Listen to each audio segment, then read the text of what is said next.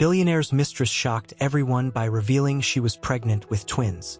Before he could celebrate, a DNA test exposed an incredible truth. She was his wife's twin sister, separated at birth. The scandal cost him his marriage, his reputation, and half his fortune in the divorce. Before we get into the story, comment below where in the world you are watching from today. Julian Thorne, a man accustomed to the hushed reverence of five-star hotels and the gleam of polished mahogany, now found himself adrift in a sea of whispered accusations. The penthouse suite, once a sanctuary of opulent comfort, felt like a gilded cage. He stared out at the city lights, a million pinpricks of artificial starlight mirroring the cold emptiness in his heart. The pregnancy announcement, initially a burst of joyous chaos, now felt like a poisoned chalice. Isabella's radiant smile, once a beacon in his lonely existence, was now a phantom, replaced by the chilling reality of his actions. The DNA results hung over him like a guillotine, a stark, irrevocable truth. Anya, his wife, his supposed soulmate, was a stranger, the mirror image of the woman who had betrayed her. The champagne wishes and caviar dreams had curdled into a bitter cocktail of guilt and regret. He ran a hand through his thinning hair, the weight of his predicament pressing down. He hadn't just lost a marriage, he'd lost himself. The phone buzzed, the shrill ring slicing through the silence. It was his lawyer, his voice a low drone conveying the devastating news. The divorce proceedings were finalized. Half his empire, painstakingly built over decades, was gone.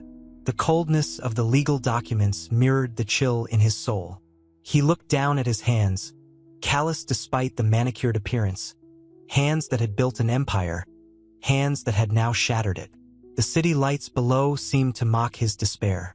The weight of his actions, the crushing reality of his choices, threatened to suffocate him. Anya's face, hauntingly familiar yet distant, floated in his mind, a ghostly reminder of the love he had squandered.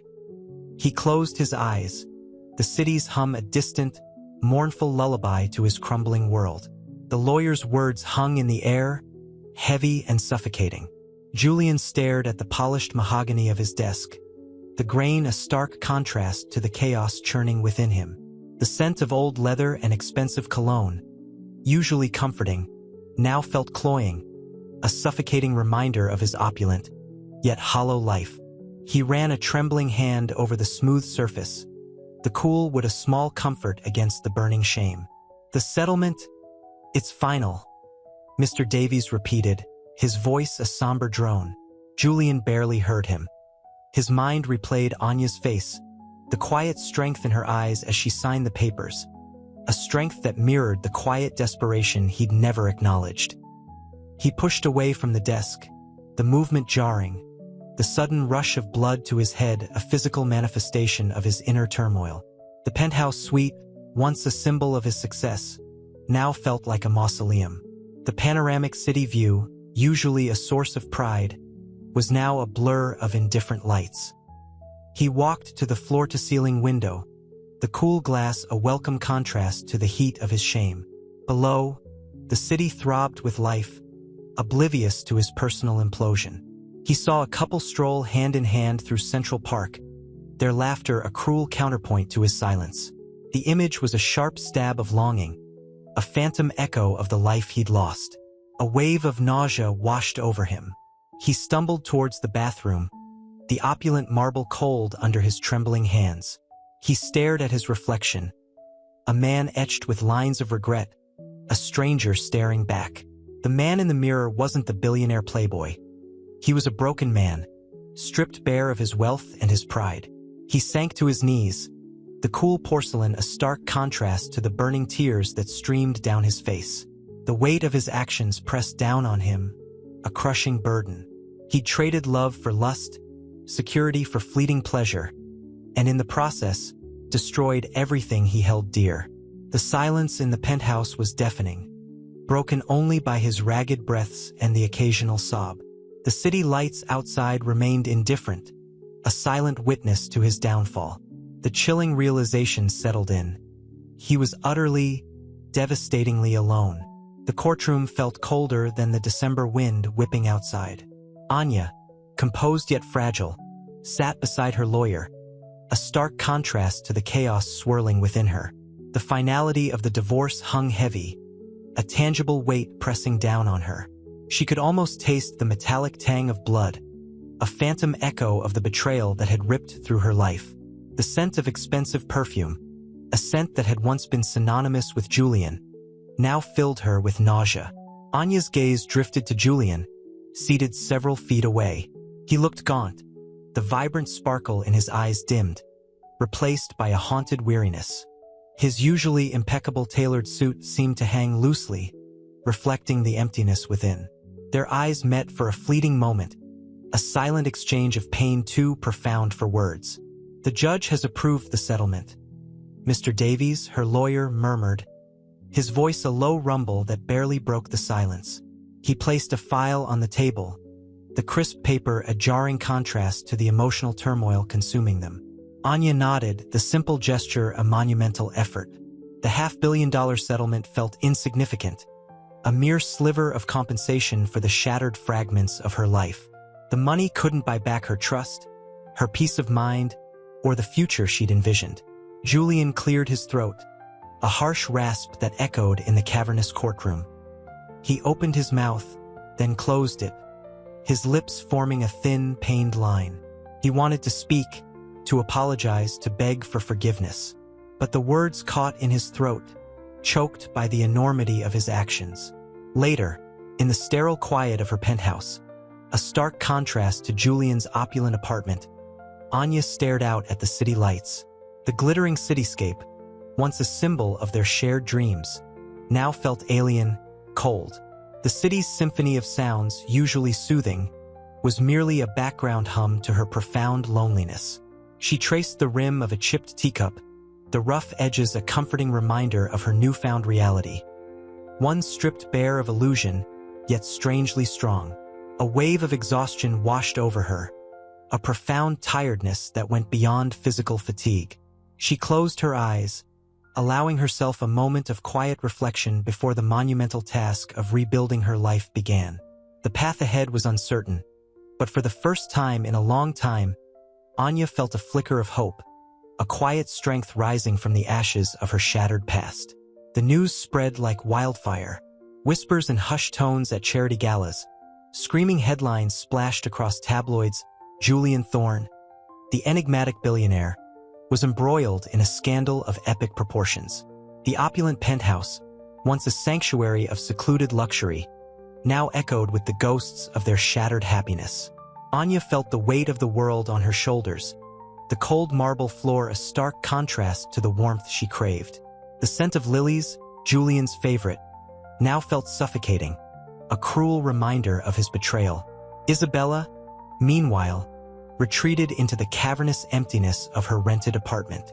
The initial thrill of her pregnancy, the smug satisfaction of her victory, had evaporated, replaced by a chilling fear. The opulent gifts from Julian, once symbols of his adoration, now felt like shackles. She clutched a pregnancy book, its pages filled with hopeful images of newborns, a stark contrast to the turmoil raging within her. The silence was deafening, broken only by the rhythmic thump-thump-thump of her own terrified heart. It's Anya's twin," she whispered, the words lost in the vast emptiness of the room. The revelation hung in the air, heavy and suffocating. The ultrasound picture, a blurry image of two tiny beating hearts, seemed to mock her. The phone rang, the shrill sound cutting through the silence like a knife. She hesitated, her hand trembling as she reached for it. It was her lawyer. His voice, clipped and professional, delivered the news. The media frenzy was intensifying, and the public's anger was reaching a fever pitch. Her carefully constructed facade was crumbling, revealing the raw fear beneath. The whispers turned to shouts, the rumors to accusations. Isabella felt the ground shifting beneath her feet, the future she'd envisioned dissolving into a swirling vortex of uncertainty. The joy of the pregnancy was overshadowed by the crushing weight of her secret, a secret that threatened to consume her entirely. The twins, her innocent, unborn children, became unwitting victims in this devastating war of betrayal and deceit. The future, once bright with promise, now loomed dark and uncertain. The mahogany door of Julian's law firm office felt heavy, almost symbolic of the weight crushing him. He stared at the DNA report, the stark black and white a stark contrast to the vibrant colors of his life just days ago. Anya's face, usually radiant, flickered in his mind, replaced by a mask of frozen grief. "Impossible," he breathed, the word catching in his throat. Guilt clawed at him, a physical ache in his chest. He'd built an empire, a life of effortless luxury, only to have it crumble around him like a poorly constructed sandcastle. The phone buzzed Anya. He hesitated, the simple act of answering feeling like a monumental task. He needed time to process the sheer impossibility of it all. He pictured Isabella, her usually sparkling eyes now clouded with a mixture of fear and defiance.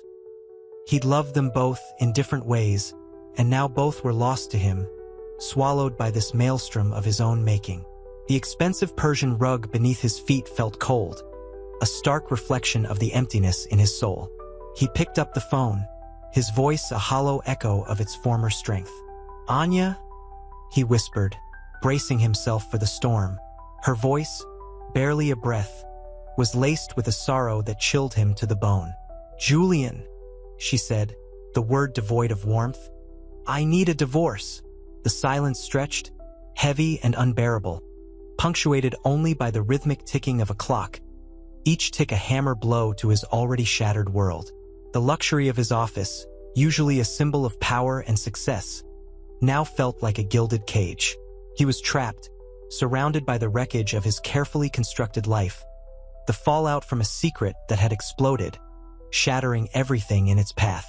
He closed his eyes, the weight of his actions pressing down on him, suffocating him.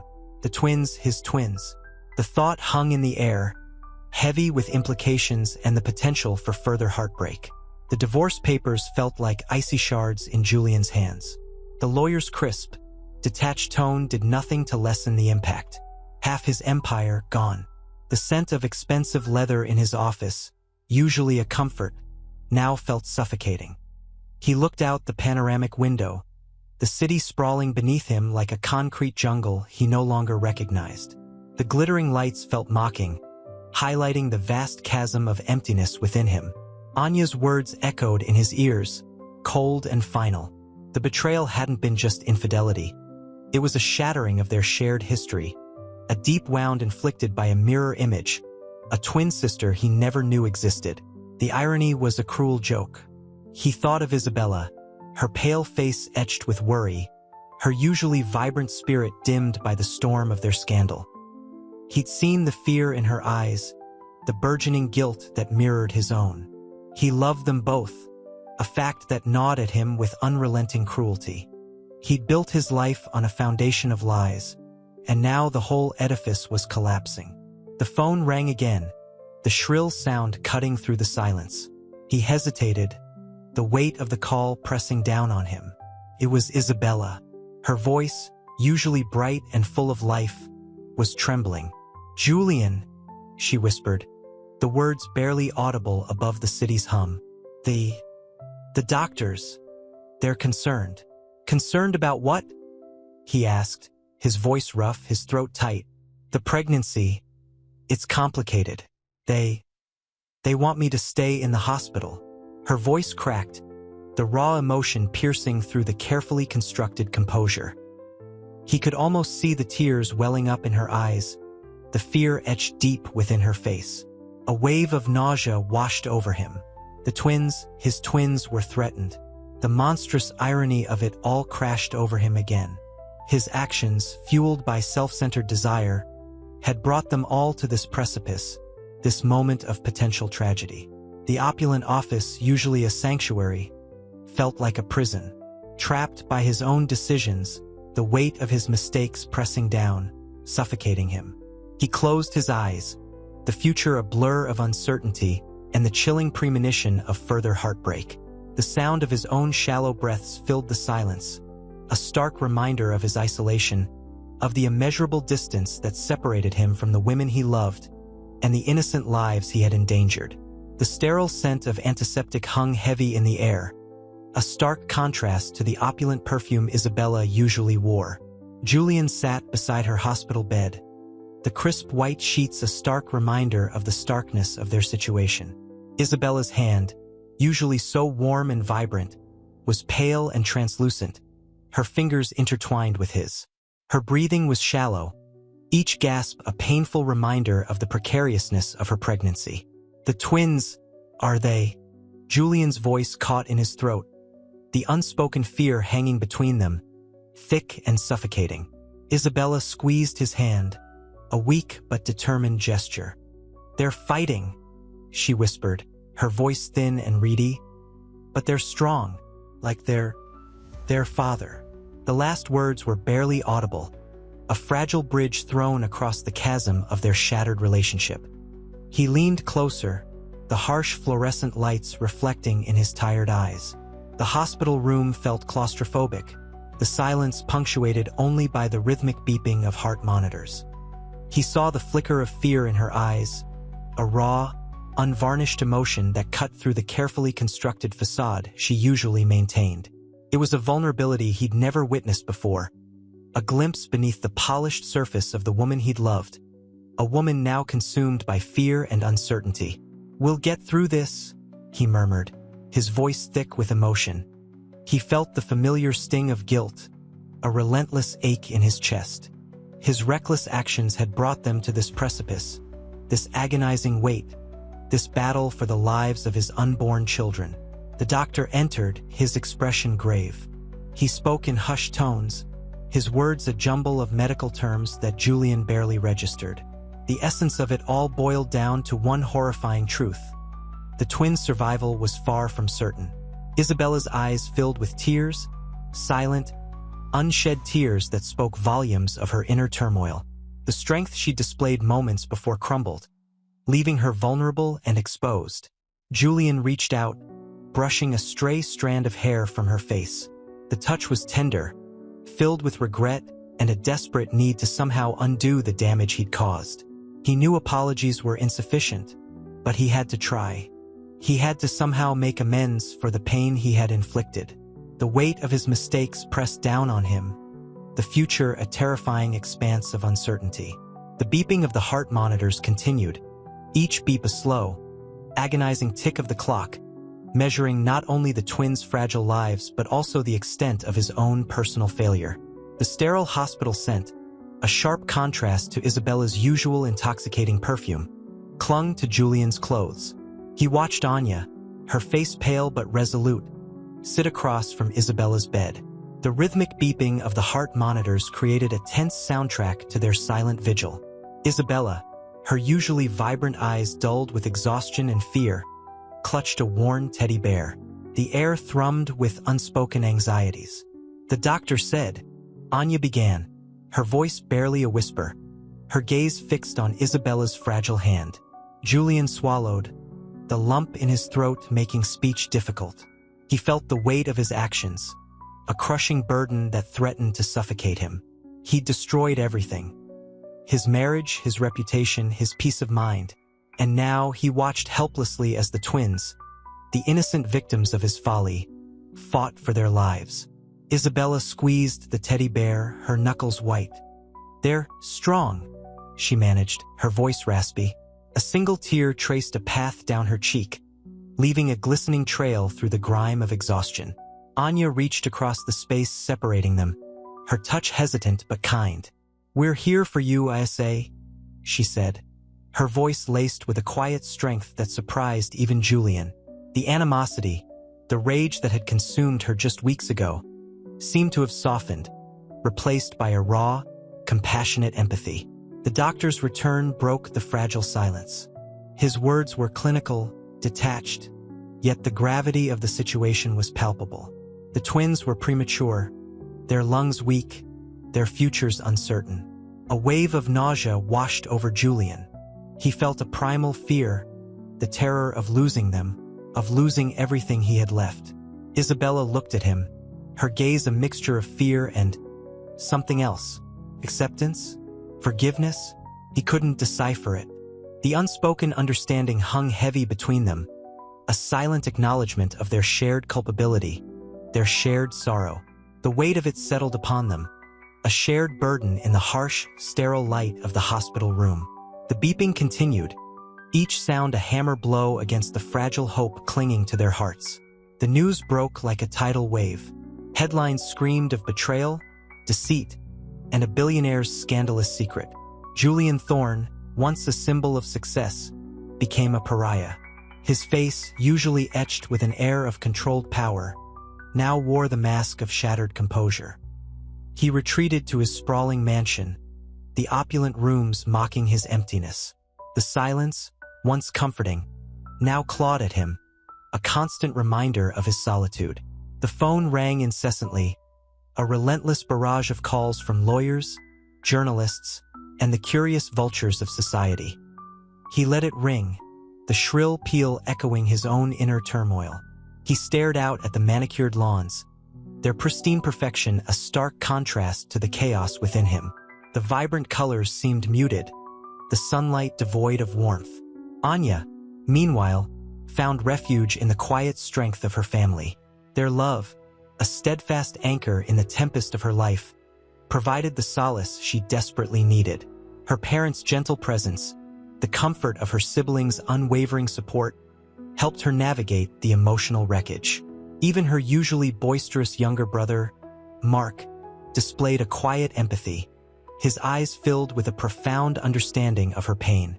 She found solace in the normalcy of family dinners, in the shared laughter that, for a moment, pushed back the crushing weight of her betrayal. Isabella, however, faced a very different reality. The initial thrill of her pregnancy, the satisfaction of her revenge, had curdled into a bitter concoction of fear and isolation. The constant glare of the media, the whispers and pointed stares, had driven her into seclusion. The weight of her actions, the knowledge of her deceit, pressed down on her like a physical burden. She spent her days lost in the echoing emptiness of her apartment, the once cheerful space now a chilling testament to her isolation. The phone remained silent, a stark contrast to the cacophony of public outrage. The joy of her impending motherhood was tainted, overshadowed by the crushing weight of her shame.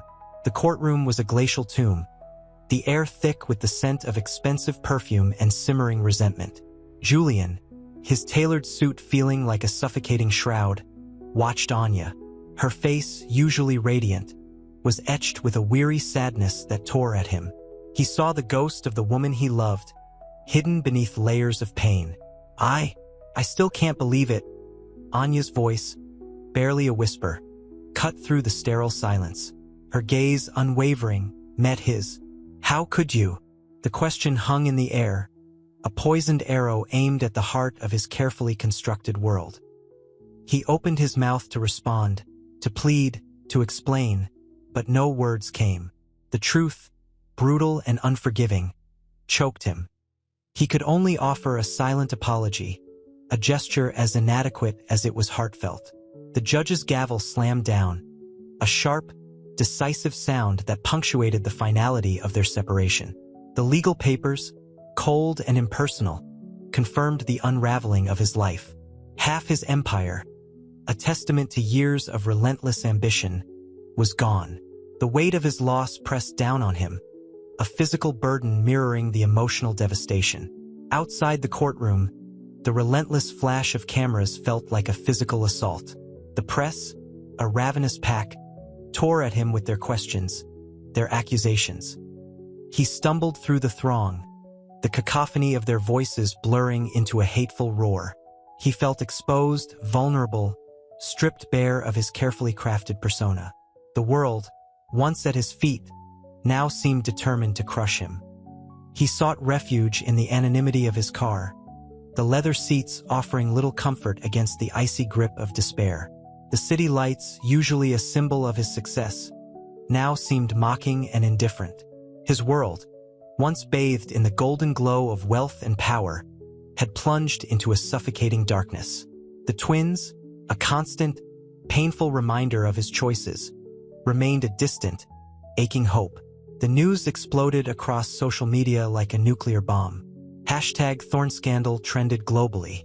Julian, huddled in his darkened penthouse, watched the hateful comments scroll endlessly, each one a tiny dagger piercing his already wounded heart. The champagne-soaked celebrations of Isabella's pregnancy announcement felt like a lifetime ago, replaced by the bitter taste of ashes.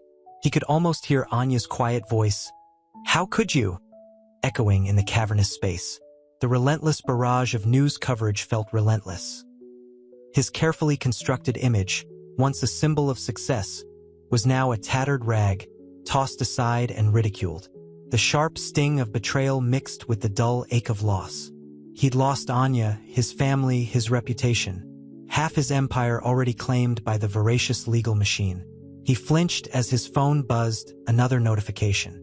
He ignored it, the silence preferable to the cacophony of condemnation.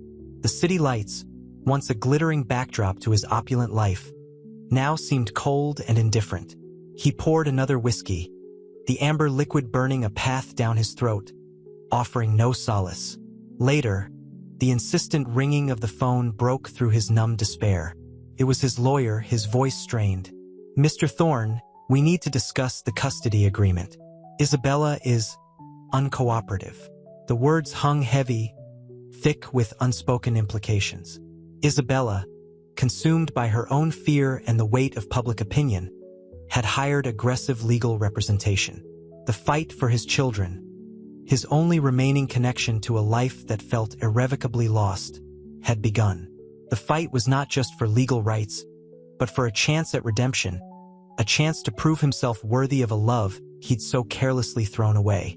The whiskey bottle felt heavy in his hand, a grim symbol of his own self-destruction. The city outside, a million twinkling lights, offered no comfort. His world was shrouded in darkness, and the future seemed as bleak and uncertain as the stormy sky. The relentless glare of the television screen illuminated Anya's tear-streaked face. The news anchor's voice, a monotonous drone, detailed the latest developments in the Thorne scandal. Each word, each image was a fresh stab of pain. The luxurious penthouse, once a symbol of their shared life, now felt like a mausoleum. The scent of expensive lilies, usually a source of comfort, now choked her with its cloying sweetness. She traced the rim of a chipped teacup, the porcelain cool against her trembling fingers. The phone buzzed. It was her mother. Anya hesitated, the sound grating on her raw nerves. "Hello, Mama," she whispered, her voice barely audible. "My darling girl." Her mother's voice, thick with concern, filled the room. They're saying Isabella is suing for custody." Anya's breath hitched. The image of Isabella, her own twin sister, her face bloated with pregnancy and fear, flashed in her mind. A wave of nausea washed over her. The betrayal, the shock, the sheer absurdity of it all threatened to drown her. I don't know what to do, Mama," she choked out, the tears finally spilling freely. "I lost everything, Mama. Everything." "You didn't lose everything, Anya," her mother replied, her voice firm yet laced with compassion. "You have yourself and you have us. We'll get through this together." The phone offered a lifeline, a fragile connection to the world outside her shattered reality. The quiet support of her mother was a tiny spark in the overwhelming darkness. But even as her mother's words offered a sliver of solace, the image of Julian, his face gaunt and haunted, flickered in her memory. The love, once so vibrant, was now a smoldering ember, barely clinging to life amidst the wreckage of his betrayal. The city outside her window hummed with a life that seemed to exclude her, a constant reminder of the life she had lost. The fight was far from over. The struggle for her own healing, for her self-worth, for a future beyond the ruins of her marriage, had just begun. The chipped teacup slipped from her numb fingers, shattering on the marble floor, the sound a startling echo of her own broken heart. The mahogany courtroom felt cold, despite the hushed murmurs and the low hum of fluorescent lights. Julian sat stiffly, the expensive suit doing little to disguise the hollowness within. He watched Anya, her silhouette sharp against the pale wood of the judge's bench, her shoulders slumped with a weariness that mirrored his own. The air hung heavy with the scent of old paper and unspoken accusations. His lawyer, a sharp woman with eyes that missed nothing, leaned in. "They're pushing for a larger settlement, Mr. Thorne. They're citing the unusual circumstances." Unusual circumstances. The understatement stung. Anya didn't look at him. He knew she couldn't. The sight of him, the man who had shattered her world, was likely too painful. He saw a flicker of movement, though, a slight tremor in her hand as she adjusted the delicate gold band on her finger, a band that had once symbolized their unwavering commitment, now a cruel reminder of their fractured reality. The judge's gavel fell, a sharp crack echoing the shattering of his life. Half his fortune, gone. It was a small price to pay for the devastation he'd caused. Yet the enormity of the loss pressed down on him, a physical weight. He closed his eyes, the bitter taste of regret coating his tongue. The whispers of the scandal, the judging gazes, the loss of Anya. It was a suffocating blanket of his own making. He had built his empire brick by brick, yet it crumbled before the revelation of a secret as devastating as it was absurd. The twins, his twins, a constant, painful reminder of his choices. His gaze drifted back to Anya, a silent plea for forgiveness hanging in the air, unanswered. The judge's voice, droning on about property division and legal fees, was a blur, a soundtrack to the unraveling of his life. He was left with a stark realization. Losing half his fortune was nothing compared to losing her. The courtroom doors swung shut behind him, the heavy oak a final barrier between Julian and the life he once knew. The crisp autumn air, biting with a chill that mirrored the icy emptiness in his heart, did little to soothe the raw ache of loss. He hailed a cab, the plush leather seats offering no comfort. The city lights blurred into streaks of color through his tear-filled eyes. Each passing building, each hurried pedestrian, was a silent witness to his downfall. He reached his penthouse, a cavernous space that now felt suffocatingly vast. The once vibrant apartment, filled with laughter and the scent of Anya's perfume, was now a mausoleum of his failures. He sank onto the vast sofa, the soft cushions offering no respite from the hard edges of his regret. He picked up a framed photograph of Anya and him, radiant on their wedding day. Her smile, once so bright, was now a painful reminder of what he'd thrown away. A sob escaped him, a ragged sound lost in the opulent silence. The weight of his actions crashed down on him, the full force of his betrayal finally settling in. He wasn't just mourning a lost marriage. He was mourning the loss of himself, of the man he thought he was. He traded a genuine connection, a love that transcended material wealth, for a fleeting thrill, a hollow sense of power that had ultimately left him utterly alone. The phone rang, the jarring sound piercing the suffocating silence. He stared at it, his hand trembling as he reached out. It was his lawyer. "Mr. Thorne." Her voice was professional, yet tinged with a hint of sympathy. "The details of the custody arrangement are being finalized. There will be visitation rights, of course, but, he croaked, his voice thick with dread. "But given the circumstances," she hesitated, "access will be limited until further notice." Ms. Petrova, Anya, is understandably cautious. His heart sank. Limited access. He wouldn't even be able to see his own children. The twins, a constant reminder of his folly, were slipping away, becoming distant echoes in the vast, lonely chambers of his heart. The weight of it was almost unbearable. He hung up, the photograph still clutched in his hand. Anya's smile a ghost of a happier past, a cruel reminder of the future he had destroyed. The lawyer's words echoed in the cavernous silence of his penthouse. Limited access. The phrase hung in the air, thick and suffocating, mirroring the tightness in Julian's chest. He stared at the photograph, Anya's radiant smile a cruel mockery of his current desolation. The city outside, a glittering tapestry of lights, felt miles away, unreachable, as distant as his children already seemed. He rose, the movement jarring, his legs shaky. The cold marble floor sent a shiver up his spine, a physical manifestation of the icy dread gripping his heart. He walked to the expansive window, the panoramic view offering no solace. The city lights, usually a symbol of his power and success, now seemed cold and indifferent. He poured himself a whiskey, the amber liquid sloshing in the glass, a stark contrast to the gray despair clouding his mind. He took a long sip, the burn momentarily distracting him from the gnawing emptiness. He needed a plan, a way to fight for his children, to somehow salvage what remained of his shattered life. The phone buzzed. He almost didn't answer, but the persistent vibration forced him to look.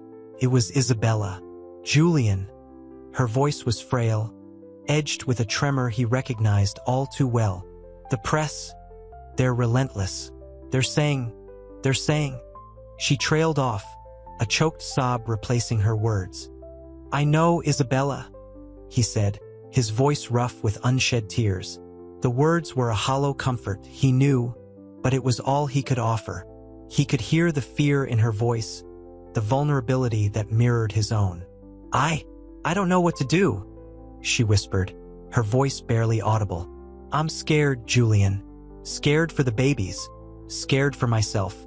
He closed his eyes, the city lights a blurred backdrop to his inner turmoil. He felt a surge of protectiveness, a fierce desire to shield her from the storm of public outrage. But he was powerless, entangled in the web of his own making. He knew he'd failed her, failed Anya, failed himself.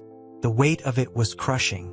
We'll get through this, Isabella, he said, his voice firmer than he felt. It was a promise he wasn't entirely sure he could keep. But the words needed to be said, for her sake, if not his own. I'll find a way. The words hung in the air, fragile as a butterfly's wing. But somehow, a flicker of hope ignited in the bleak landscape of his despair. The fight for his children, for Isabella, for some semblance of redemption had begun. The mahogany door of the courtroom closed with a heavy thud, echoing the finality of the judge's gavel. Julian felt the chill of the air-conditioned room seep into his bones, a stark contrast to the burning shame that consumed him. The divorce papers felt heavy in his hand, the crisp legal language a mockery of the love, or what he'd thought was love, that had once filled his life. He looked out at the throng of reporters, their cameras flashing like predatory eyes, capturing his defeat. The once familiar city skyline now seemed to mock his fallen status. Each glittering tower a monument to his former success. Anya emerged from the courtroom, her face pale but resolute. There was no trace of the vibrant woman he had once known, only a quiet strength that both terrified and intrigued him. He wanted to reach out, to apologize, to beg for forgiveness, but the chasm between them felt unbridgeable. Her gaze, fleeting but sharp, held no warmth, only a distant sorrow. He watched her walk away, a solitary figure swallowed by the relentless press. The press, whose insatiable hunger had devoured his reputation and left him hollow. Later, alone in the vast emptiness of his penthouse, the silence pressed in. He picked up a half-empty bottle of scotch, the amber liquid swirling like a miniature representation of his turbulent emotions. The city lights, once a symbol of his power, now felt like cold, indifferent stars observing his downfall. His phone buzzed, shattering the suffocating quiet. It was Isabella. He hesitated before answering, her voice, trembling even through the phone, pulling at the last shreds of his composure. Julian, she whispered, her voice thick with unshed tears. They're saying the worst things. He listened, the weight of her fear crushing him. He felt helpless, unable to shield her from the storm raging around them. His voice, when he finally spoke, was a mere whisper. I know, Isabella, I know. He didn't offer false hope, just a silent acknowledgement of their shared predicament, the shared consequence of his reckless actions. He realized the fight for his children, for Isabella, for a glimmer of redemption, was far from over. It was, in fact, only just beginning. The fight for himself. The long, hard, lonely fight. The musty scent of old paper and forgotten memories hung heavy in the air of the dusty archive. Julian traced a faded photograph, his fingers lingering on the image of two young girls, identical smiles mirroring each other. Anya and Isabella, separated at birth, their shared laughter echoing across the decades. A cruel joke of fate. He felt the cold sweat prickling his skin, the weight of his actions pressing down. The archivist, a woman with eyes as old as the documents she guarded, cleared her throat. Their adoption records, they're sealed. A court order decades old. Something about protecting the children. Julian felt a tightening in his chest. Protection, or a carefully constructed lie. He'd spent a fortune uncovering this, only to hit a brick wall. The truth, like a phantom limb, felt both present and unattainable. He left the archive, the city's relentless hum a stark contrast to the suffocating silence of the past he'd unearthed. The revelation of Anya and Isabella's separation had cracked open a hidden wound, one he'd unknowingly inflicted upon them both. He reached for his phone, the cold metal a stark reminder of his isolation. He needed to talk to someone. Anya. But how? How could he possibly bridge the chasm that his actions had created? He found Anya at a small, quiet cafe, a haven from the media storm. She was alone, nursing a cup of tea, her eyes distant, the vibrancy he remembered dulled. He sat opposite her, the silence between them a deafening roar. Anya, he began, his voice raspy. I found something. She didn't meet his gaze. I don't want to know anything more about your past, Julian. Her voice was soft, yet the underlying steel was unmistakable. It's about us, about Isabella and you, about how you were separated. He watched her struggle, the conflict etched on her face, the subtle shift in her posture, a micro-expression of pain and curiosity warring within her. She looked up, finally. Her eyes, usually so bright, were clouded with unshed tears. Why are you doing this, Julian? Why dredge it all up now? He didn't answer immediately, the weight of his actions too heavy to articulate. He simply reached across the table, his hand hovering over hers. He longed to touch her, to offer comfort, but knew he didn't deserve it. The simple gesture hung in the air, a silent apology, a desperate plea for understanding. The rich aroma of coffee and pastries couldn't mask the bitter taste of his regret. The rain lashed against the windows of Julian's penthouse apartment, mirroring the storm raging inside him. He stared out at the city lights, blurred and indistinct through the downpour, much like his own future. The revelation of Anya and Isabella's separation had ripped open a wound he hadn't known existed, a wound that bled into every aspect of his life. He picked up a framed photo of Anya, her smile a ghost of its former brilliance. The photograph felt heavy in his hand, a physical manifestation of his loss. The phone rang, jarring him from his reverie. It was his lawyer, his voice a low hum of legal jargon he barely registered. The divorce was finalized, half his fortune gone. The financial loss felt insignificant compared to the emotional devastation. He ended the call, the silence pressing down with crushing weight. He needed Anya. He had to try again. He found her at the same quiet cafe, the aroma of coffee a faint counterpoint to the bitterness in his heart. He approached her cautiously, his shadow stretching across the small table. Anya looked up, her eyes holding a mixture of weariness and guarded pain. The light caught the faint lines etched around her eyes, a testament to the sleepless nights and emotional turmoil she'd endured. Anya, he began, his voice barely a whisper. I understand if you can't forgive me, but I need you to know. He hesitated, searching for the words to express the torrent of regret and remorse that consumed him. Anya's gaze remained distant, unyielding.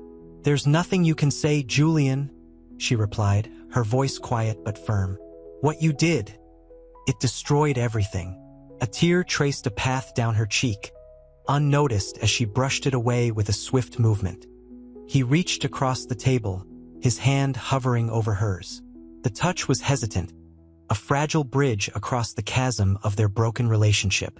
I know, he managed, his voice thick with emotion, and I'm not asking for forgiveness yet, but I need you to understand the truth about your past, about Isabella, about how you were separated. He watched her reaction, the subtle tremor of her hand, the faint widening of her eyes. A flicker of curiosity, a crack in the impenetrable wall she'd built around her heart. "Why?" she breathed, her voice barely audible, the question hanging heavy in the air between them, isolation that was slowly consuming her. She wasn't just alone. She was utterly, terrifyingly alone. The babies, her only solace, stirred within her, a faint, rhythmic reminder of her own fragile strength. But even the joy of their imminent arrival felt tainted, overshadowed by the crippling weight of her actions and their inevitable consequences. The future stretched before her, a vast, unknowable expanse, filled with uncertainty and the chilling echoes of her shattered past. The stale air of the hospital waiting room hung heavy with the scent of antiseptic and fear. Isabella traced the worn pattern of the vinyl seat, her fingers numb. The doctor's words echoed in her ears. High-risk pregnancy.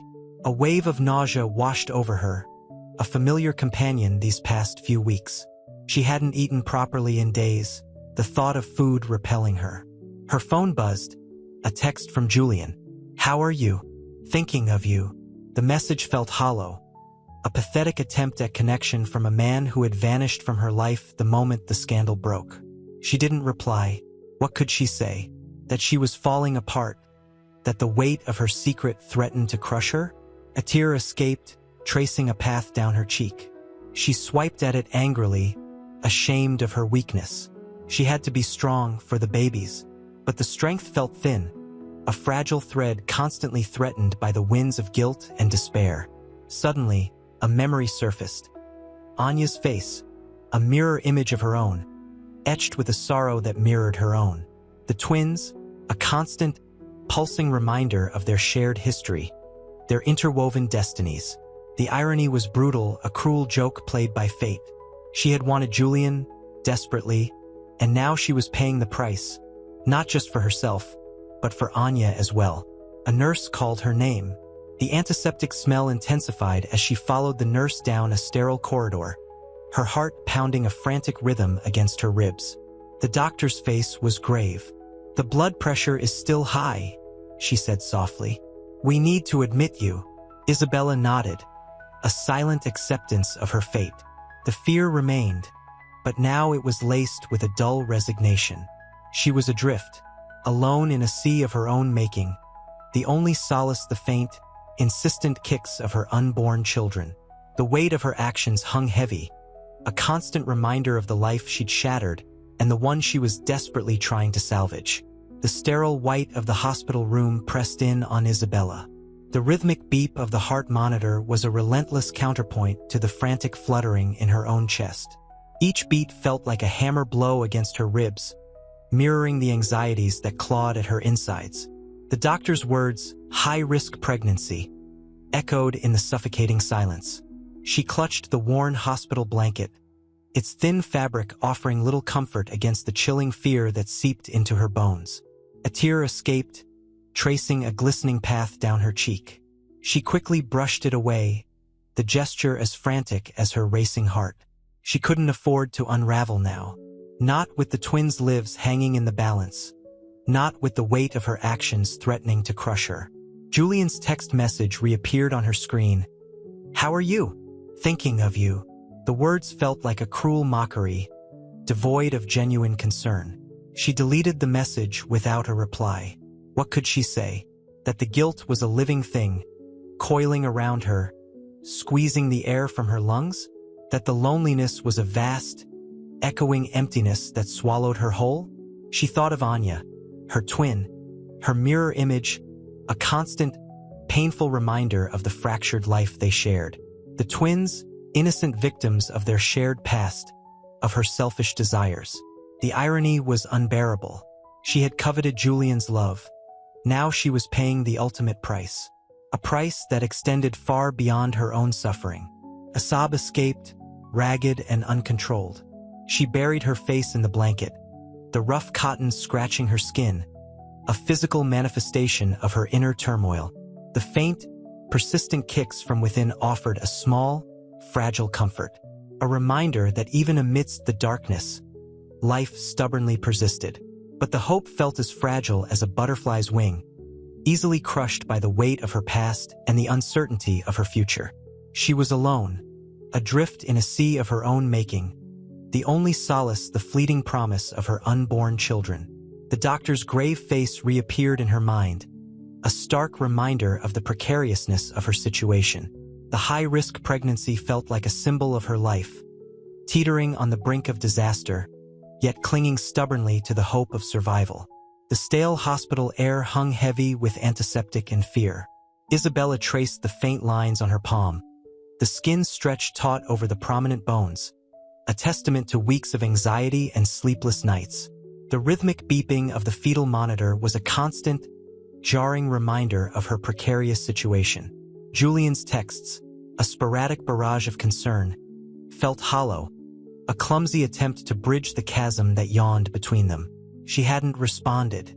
What could she say? My high-risk pregnancy is a perfect metaphor for my life. A chaotic mess of my own making?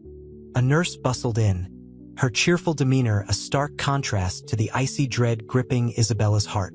Dr. Ramirez will be in shortly, she announced, her voice bright, oblivious to the storm raging within.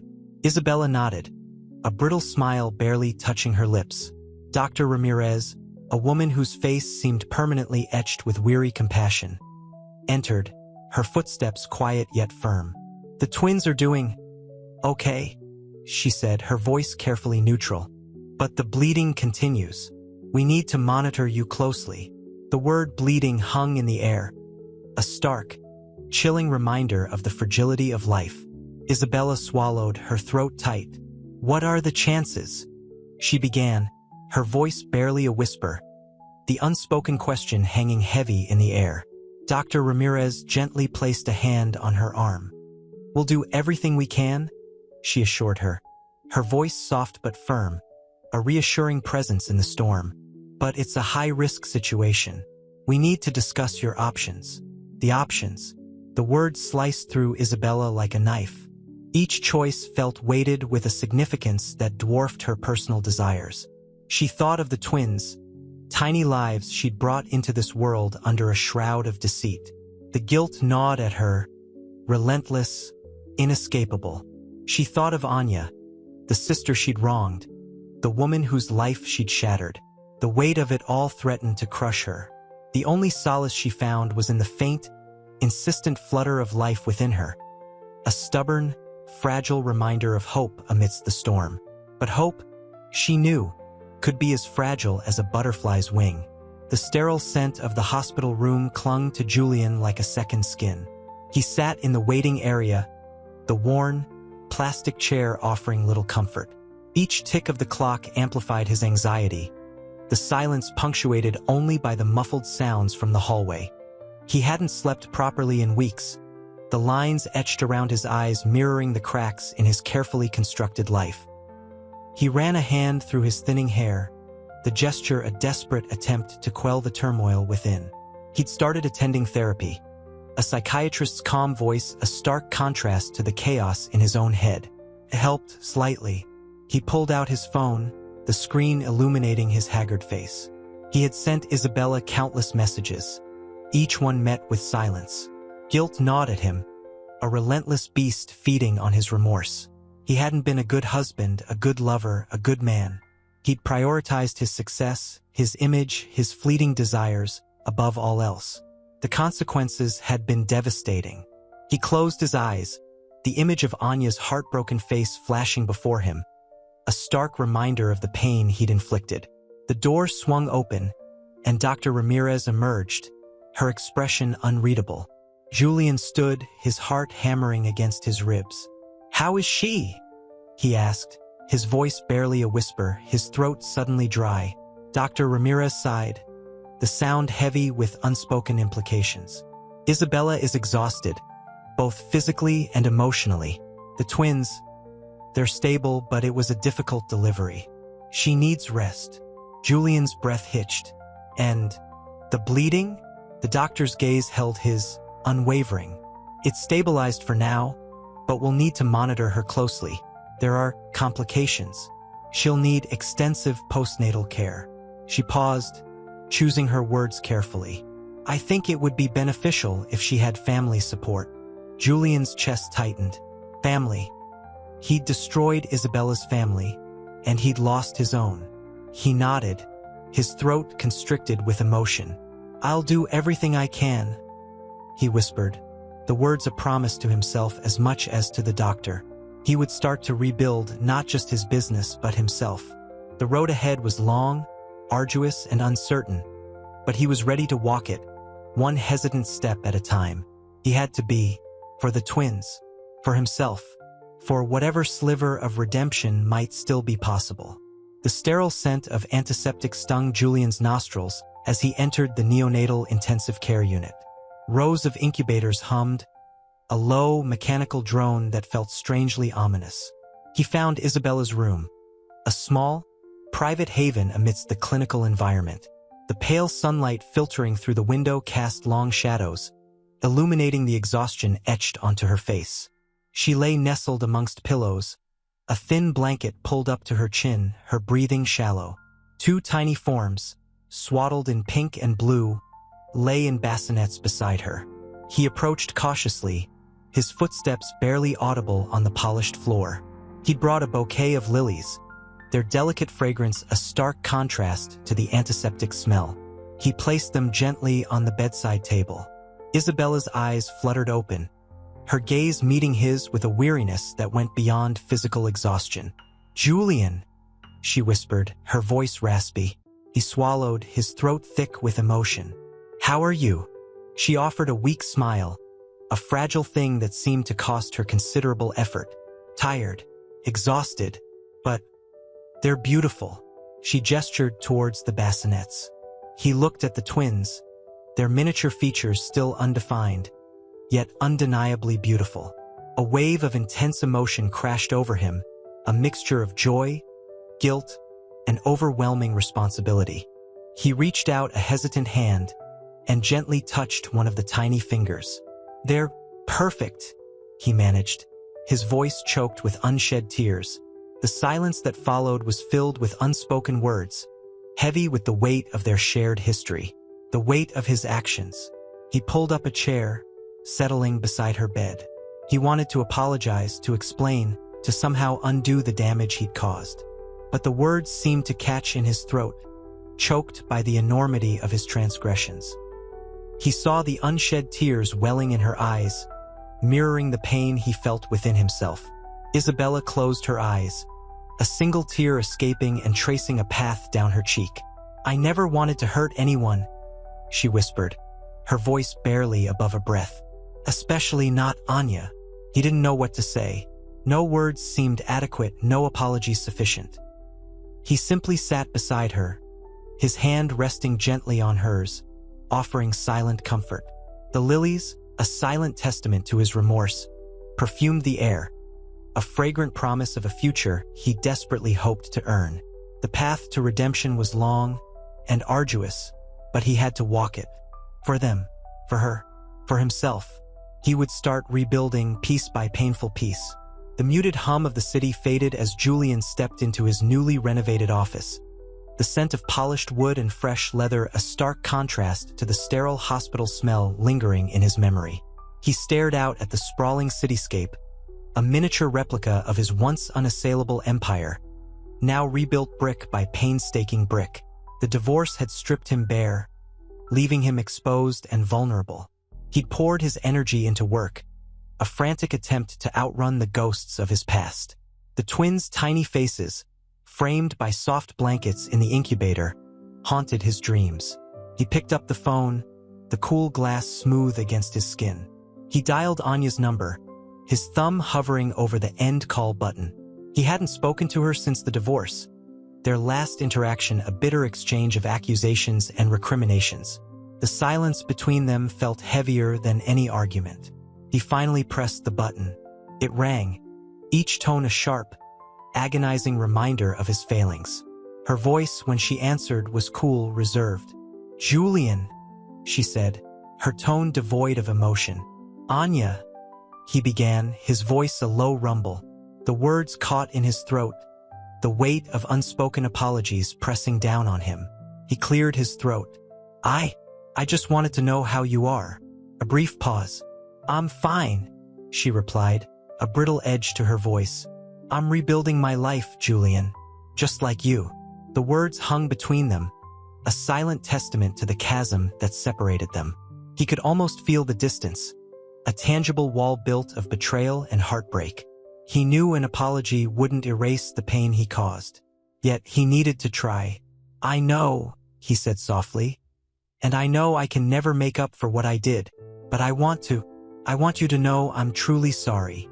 He could hear her soft intake of breath, a silent acknowledgement of his remorse. It was a terrible mistake, the worst of my life. The silence stretched, thick with unspoken emotions. Then her voice, softer now, almost a whisper, broke the silence. I am moving on, Julian. Please, let me. The line went dead, leaving Julian alone with the ringing silence of his own failure. He hung up, the phone slipping from his numb fingers. The city lights blurred through his tears. The path to redemption felt impossibly long, but he had to walk it. For the twins, for Anya, for himself. The mahogany desk, a symbol of his former power, felt cold and unfamiliar beneath Julian's fingertips. He pushed papers aside, the crisp edges a jarring contrast to the turmoil within him. He'd spent weeks immersed in work, the relentless rhythm of deals and deadlines a temporary anesthetic against the gnawing guilt. The city outside, once a vibrant backdrop to his lavish life, now felt like a hostile entity, mirroring the emptiness inside him.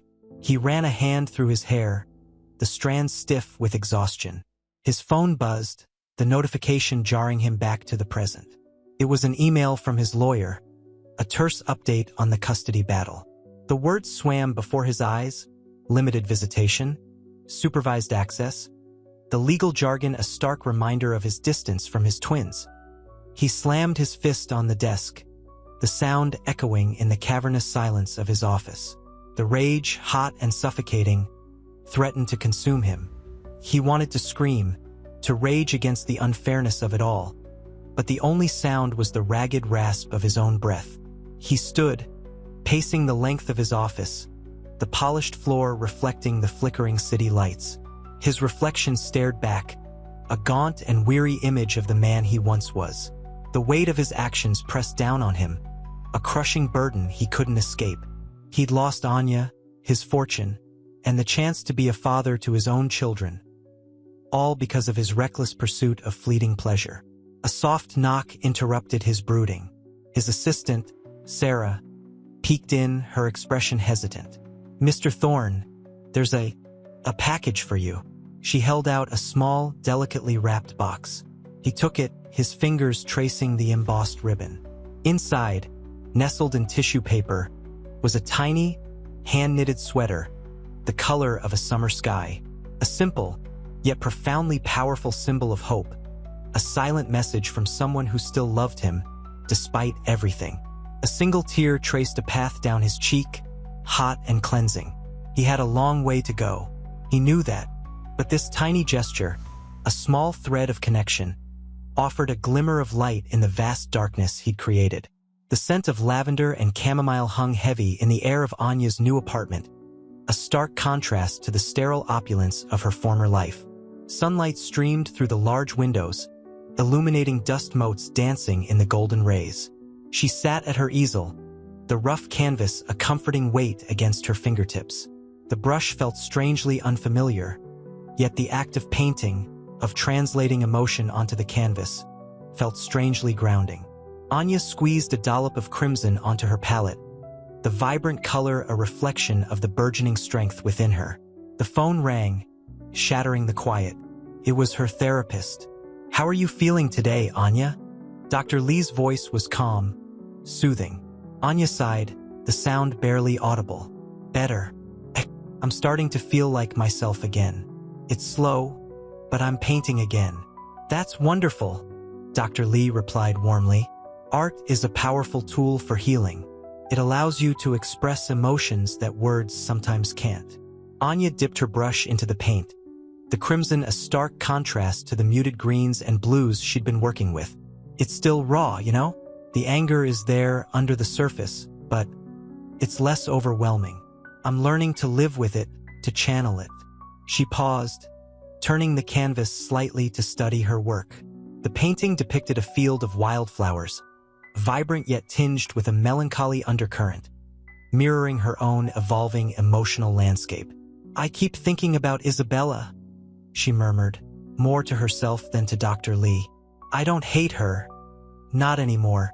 I feel a strange kind of pity." "It's understandable to feel compassion," Dr. Lee said gently. "The circumstances were extraordinary. Remember, forgiveness is a process, not a destination. You don't have to forgive her to move on, but understanding can be a powerful step forward." The sound of Anya's quiet breath filled the pause. The conversation drifted, focusing on Anya's progress, her new job at the Community Art Center, the subtle yet profound shifts in her perspective. The call ended with a feeling of quiet hope, a sense that the arduous path of healing was leading her towards a brighter future, one painted in colors of her own choosing. The setting sun cast long shadows across her canvas, painting the room in hues of orange and purple, mirroring the bittersweet beauty of her newfound freedom. The sterile scent of antiseptic hung heavy in the air, a stark contrast to the chaotic symphony of Isabella's emotions. She clutched a worn photograph, its edges frayed from countless nervous twirls between her fingers. It was a picture of her and Anya as children, identical smiles mirroring each other, oblivious to the cruel twist of fate that would separate them. The twins, nestled in their bassinets, lay peacefully in the corner of the hospital room, a fragile testament to the tumultuous journey she'd endured. Their tiny breaths were the only sound besides the rhythmic beep of the heart monitor. A nurse bustled in, a gentle smile softening her features. "They're doing wonderfully, Ms. Rossi," she announced, placing a chart on the bedside table. "Both healthy, feeding well." Isabella managed a weak smile, the effort tightening the already strained muscles in her face. The relief was palpable, a wave washing over her exhaustion. Yet, beneath the surface, a cold dread lingered. Looking at her daughters, she saw not only her future, but also the ghost of her past, a constant reminder of the choices she made, the life she'd shattered. "Thank you," she whispered, her voice raspy. The nurse left, closing the door softly behind her, leaving Isabella alone with her thoughts, her fears, and her two beautiful daughters. She picked up one of the twins, a tiny hand grasping her finger. The soft weight of the infant, the delicate scent of baby powder and milk, brought a tear to her eye. This was her redemption, her chance to make amends, not for Julian or Anya, but for herself. To prove that, even amidst the ruins of her past, she could build a future filled with love and unwavering devotion. This tiny life, this innocent being, deserved a life free from the shadow of her mistakes. A wave of determination, stronger than her fear, coursed through her. The path ahead was uncertain, fraught with challenges, but she would face them with a newfound resolve. This wasn't just about survival. It was about creating a new identity, a new life built on love, honesty, and the unwavering commitment to her daughters. She looked at the photograph again, seeing not only the past but also a glimmer of hope, the possibility of a future where forgiveness, even self-forgiveness, might be possible. The scent of lavender, a gift from a thoughtful friend, arrived late but was a welcome interruption to the sterile air, a hint of peace in the storm. The muted sunlight filtering through the hospital window cast long shadows across the room, illuminating dust motes dancing in the air. Isabella, pale and exhausted, sat cradling one of the twins. Her eyes, usually bright and mischievous, were shadowed with a profound weariness. The scent of antiseptic still clung to the air, but now it was mingled with the sweeter, more comforting aroma of baby powder and milk. "They're perfect," she whispered, her voice barely audible, more to herself than to the empty room. The tiny hand in hers, surprisingly strong for its size, squeezed her finger. A single tear traced a path through the faint lines etched around her eyes, lines carved by sleepless nights and the crushing weight of her secret. A soft knock echoed, and Anya entered, her face etched with a mixture of apprehension and something akin to pity. Isabella flinched, bracing herself for the inevitable confrontation, the judgment she'd anticipated for months. But Anya's expression softened as her gaze fell upon the sleeping twins. "They're beautiful," Anya breathed, her voice catching in her throat. The carefully constructed wall around Anya's heart, built from pain and betrayal, seemed to crack just a fraction. Isabella looked up, surprised by the lack of vitriol. "Yes," she managed, a flicker of hope igniting in her chest. "They are." A long silence stretched between them, thick with unspoken emotions. The rhythmic beeping of the heart monitor pulsed in the background, a steady beat against the backdrop of their fragile peace. Anya hesitantly approached, her gaze lingering on the infant's delicate features. I wanted to see them." Her voice was low, tinged with the ghost of the woman Isabella had once known, a woman who had once been her vibrant, confident self. The years of hurt and betrayal had left their mark. Isabella nodded slowly, her heart pounding in her chest. This was it, the first step towards a reconciliation that seemed impossible only hours ago. The quiet understanding in Anya's eyes, the absence of anger, offered a glimmer of hope, a fragile possibility for healing. Perhaps, just perhaps, forgiveness wasn't beyond reach. The path ahead remained uncertain, but the weight on Isabella's shoulders felt infinitesimally lighter. The hum of the city faded as Anya stepped into the tranquil yoga studio. Sunlight streamed through the large windows, illuminating dust motes dancing in the warm air, scented with sandalwood and jasmine. She found a spot on the mat, the soft cotton a welcome contrast to the harshness of the past months. The instructor's calm voice guided her through the sun salutations, each movement a deliberate act of self-care, a quiet rebellion against the chaos that had consumed her life. Her body, usually taut with anxiety, slowly began to relax. Later, a steaming mug of chamomile tea warmed her hands. The quiet solitude of the small cafe was a balm to her soul. She opened her laptop, the glow of the screen illuminating her thoughtful face. She'd started a blog, a space to share her journey, her reflections on betrayal, resilience, and the unexpected discovery of inner strength. The act of writing, of translating her pain into words, felt strangely cathartic. Each post was a small victory, a testament to her growing self-acceptance. The comments, overwhelmingly supportive, filled her with a quiet sense of community, a connection she hadn't expected to find. She smiled, a genuine smile, a reflection of the quiet hope blossoming within her. The road ahead was still long, but for the first time in months, Anya felt a flicker of light pierce the darkness. The future, once a terrifying void, now held a space for possibility. The unexpected success of her blog, a testament to her newfound inner strength, brought a rush of emotion. Tears welled in her eyes, but this time they were not tears of sorrow. They were tears of relief, of self-discovery, and of a tentative hope for a brighter tomorrow. The sterile scent of antiseptic hung heavy in the air, a stark contrast to the riot of color in the nursery.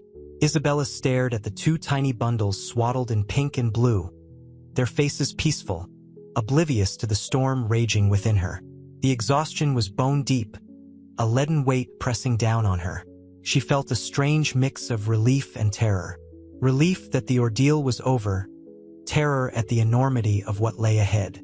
The twins' soft breaths, the rhythmic rise and fall of their chests, were a fragile counterpoint to the deafening silence in her heart.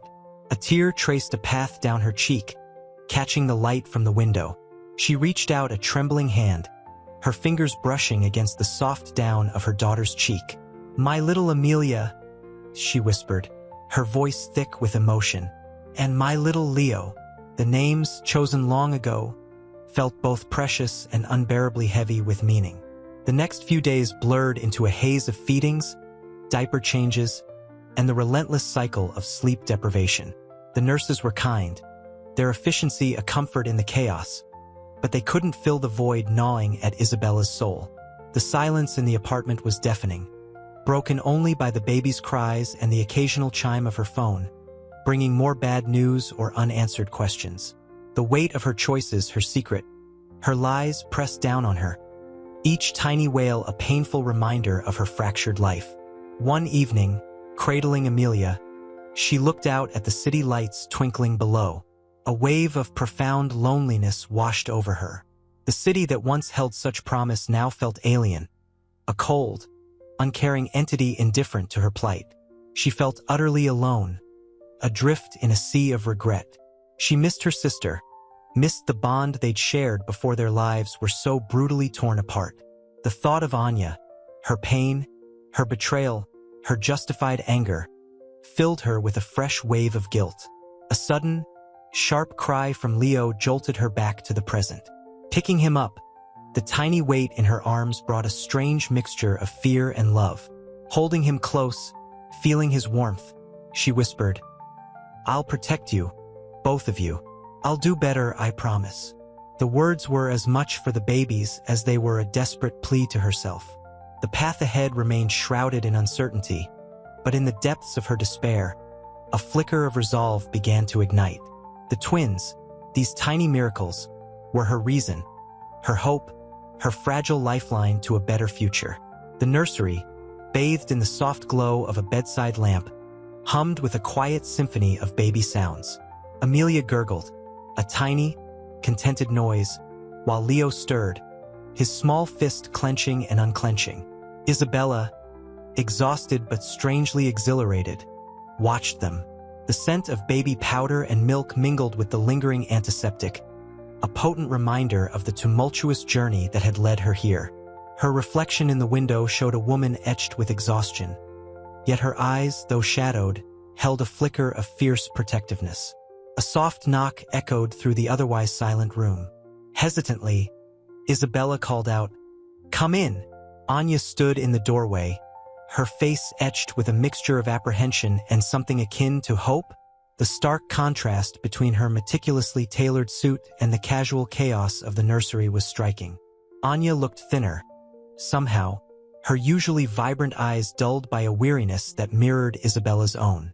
I wanted to see them," Anya whispered, her voice barely audible above the gentle murmur of the babies. Isabella swallowed, her throat suddenly dry. The years of silence, the chasm of betrayal, seemed to stretch between them. Yet, in Anya's eyes, Isabella saw a glimmer of the sisterhood they once shared. It wasn't forgiveness yet, not by a long shot, but it was something. A crack in the wall of pain they'd both built. "They're sleeping," Isabella said, her voice a low murmur. "But you can come in." Anya stepped into the room, her gaze drawn to the two tiny forms nestled in their cribs. A soft sigh escaped her lips, a sound burdened with a lifetime of unspoken emotions. For a long moment, neither woman spoke, the only sounds the gentle breathing of the twins and the soft ticking of a nearby clock. The air thrummed with unspoken words, unresolved hurts, and the tentative beginnings of reconciliation. The silence, though heavy, felt different now, less like a condemnation, more like a fragile truce. It was a first step on a long, arduous path towards healing, a path paved with regret, forgiveness, and the undeniable, enduring bond of sisterhood. The twins, oblivious to the profound emotions swirling around them, continued their slumber, their tiny breaths a testament to the enduring power of life and the possibility of a future brimming with hope. The sterile scent of the hospital room clung to Isabella, a stark contrast to the milky sweetness of her twins. Amelia, nestled in her bassinet, gurgled contentedly, her tiny fingers curled around a soft, plush toy. Leo, beside her, slept soundly, his breath a gentle rhythm against the crisp cotton sheets. Exhaustion gnawed at Isabella, but a fierce, primal protectiveness filled her, a warmth that battled the icy dread that still haunted her.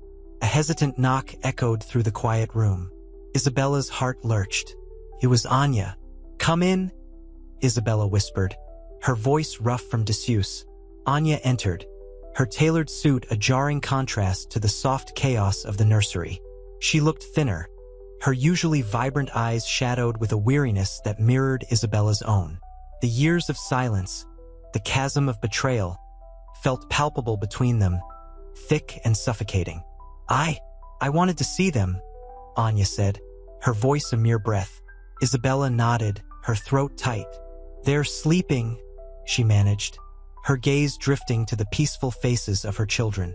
But you can come in. Anya stepped closer, her gaze lingering on the twins. A soft sigh escaped her lips, laden with unspoken emotions, a lifetime of hurt and longing. The silence that followed was heavy, charged with unspoken words, unresolved resentments, yet, oddly, also with a fragile sense of hope. Anya reached out a hesitant hand, tracing Amelia's tiny finger. The gesture was tentative, almost shy, yet it held a power that transcended words. Isabella watched, her own hand hovering near her sister's, a silent acknowledgement of the unspoken bond that still flickered beneath the ashes of their shattered lives. The twins stirred, their soft murmurs breaking the silence. Anya's hand retreated, but her eyes remained root. The road to reconciliation was long and arduous, but in that moment, they both knew they were finally on it. The therapist's office smelled faintly of lavender and old paper. Julian sat rigidly on the plush couch, the soft cushions offering no comfort. He watched the swirling steam from his teacup, the condensation mirroring the fog in his mind. The guilt? It's a constant weight, he confessed, his voice barely a whisper above the ticking clock. Dr. Albright nodded, her expression sympathetic but unwavering. It's understandable, Julian. You've caused immense pain. He shifted uncomfortably. The scandal felt like a lifetime ago, yet the raw wounds remained. The loss of Anya, the estrangement from his twins, the very thought tightened his chest. I try to help, he murmured, with the foundation, but it feels insufficient. Acts of service are important, Dr. Albright said gently, but true healing requires confronting your own internal landscape. You need to understand the root of your actions, the emptiness that led you down this path. He closed his eyes, the image of Isabella's radiant face, pregnant with his children, flashing before him. The memory was bittersweet, laced with guilt and regret. He had sought solace in her, a fleeting escape from the hollowness he felt in his marriage. He'd been selfish, blind. The following week, he visited the twins' nursery, arranged through his lawyer. The room was bathed in soft light, toys scattered playfully across a plush rug. He saw himself in the tiny faces, a reflection of his own past mistakes. He felt a prickle of hope, yet it was instantly overshadowed by the profound sense of loss. Anya's absence loomed larger than ever. He left, the silence of the empty car deafening. The city lights blurred past, each one a tiny, distant star in the vastness of his loneliness. The road to redemption was long, arduous, and filled with a profound sense of sorrow. But he knew that for the sake of his children, and perhaps for his own soul, he had to keep walking, one faltering step at a time. The rain lashed against the windows of Julian's penthouse apartment, mirroring the tempest raging inside him. He sat staring at a framed photo of Anya, her smile a ghost of the woman he'd lost. The expensive scotch in his hand remained untouched.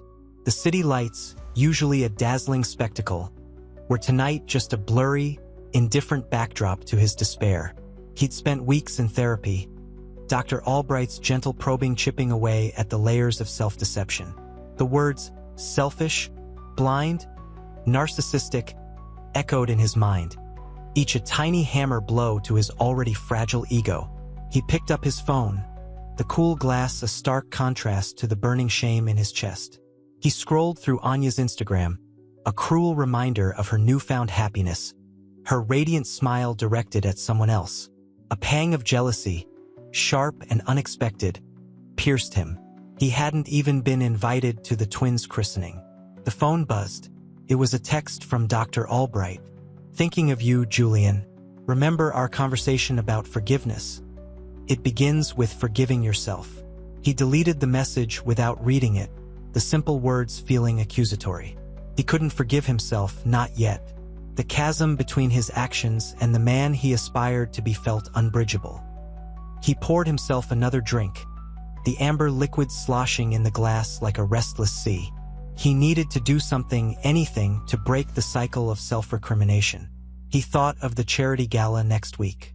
A small part of him felt a flicker of genuine purpose.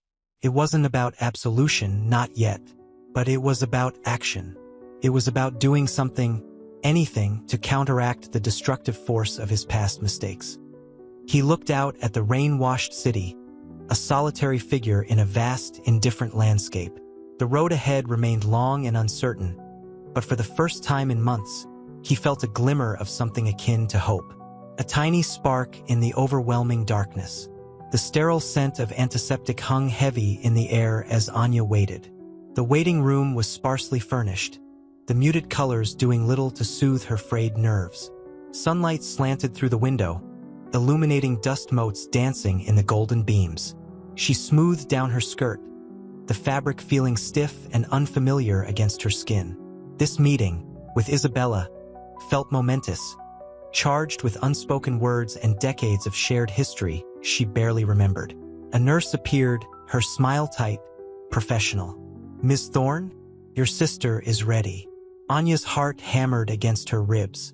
Entering the room, she saw Isabella, looking thinner, paler than she remembered, her eyes shadowed with fatigue. Two tiny, sleeping babies lay nestled in a bassinet beside her, their soft breaths a fragile counterpoint to the unspoken tension filling the room. "Anya," Isabella whispered, her voice husky. The word hung in the air, fragile, laden with a lifetime of unspoken emotions. Anya moved closer, her gaze softening as she looked at her sister.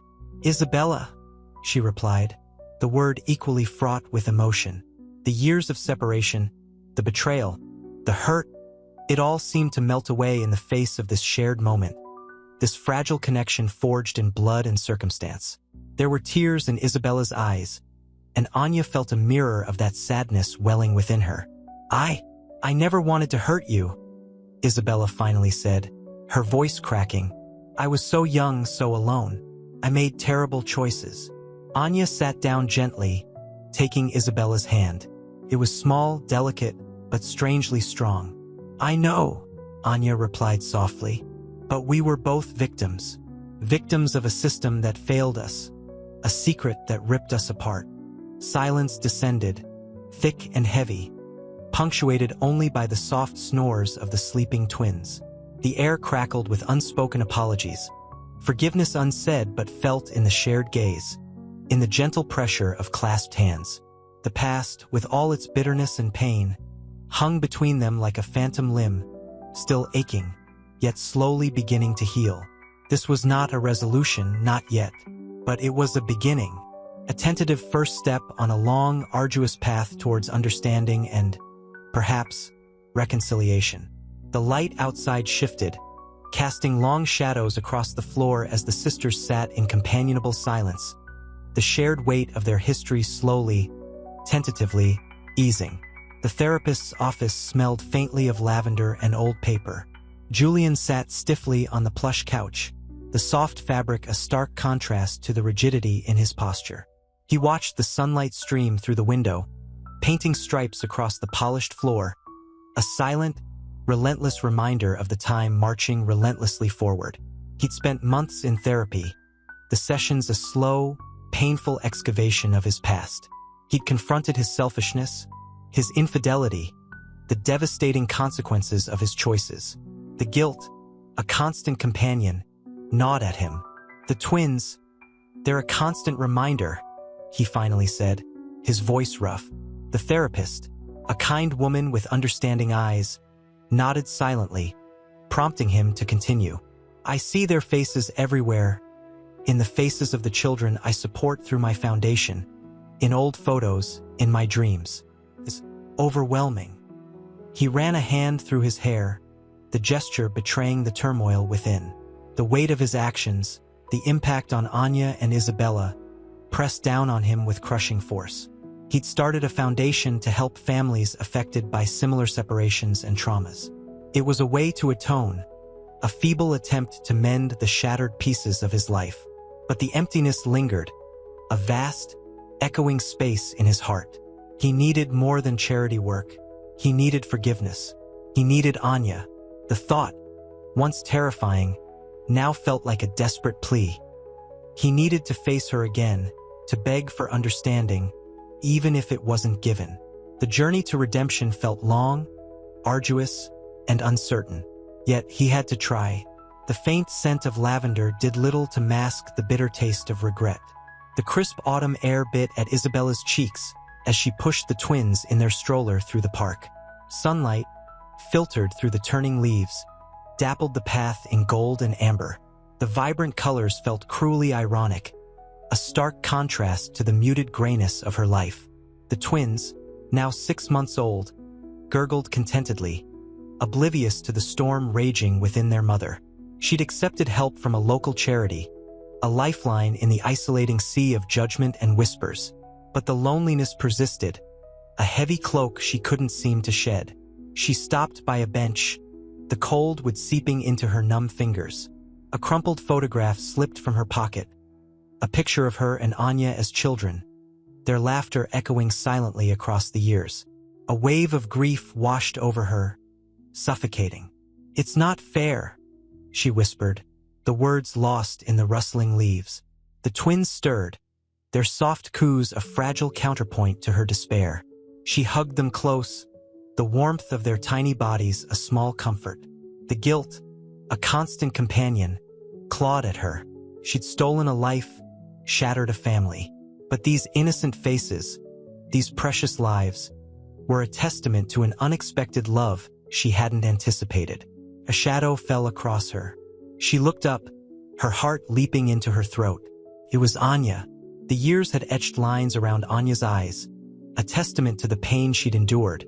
Yet her eyes held a quiet strength Isabella hadn't seen before. Anya's voice was soft, tentative. "Isabella." The silence stretched, heavy with unspoken words and years of separation. Isabella's breath hitched. The sight of her twin sister, the woman she had unknowingly wronged, brought a flood of raw, conflicting emotions. Relief mingled with terror, guilt with a desperate yearning for connection. I didn't know," Isabella finally managed, her voice barely a whisper, lost in the rustling autumn leaves. "I didn't know it was you." Anya sat beside her, her gaze fixed on the twins. "I know," Anya said, her voice husky with emotion. The ensuing silence was less tense, more burdened with shared history and mutual grief. The beginnings of understanding were evident between the twins. It was not forgiveness, not yet, but a crack in the icy wall of betrayal, a sliver of hope for a future where sisterhood might find a way to bloom again amidst the wreckage of the past. The sterile scent of antiseptic clung to the air in the therapist's office, a stark contrast to the vibrant chaos of Isabella's life. Sunlight slanted through the window, illuminating dust motes dancing in the golden rays. She nervously twisted a tissue in her hands, her gaze fixed on the worn Persian rug. "It's the guilt," she finally whispered, her voice cracking. "It's always the guilt." Dr. Evans, a kind-faced woman with empathetic eyes, nodded slowly. "Tell me about it, Isabella." Isabella's confession spilled out, a torrent of remorse and fear. The stolen life, the shattered family, the constant judgment. She spoke of the sleepless nights, the crippling anxiety, the overwhelming weight of her secret.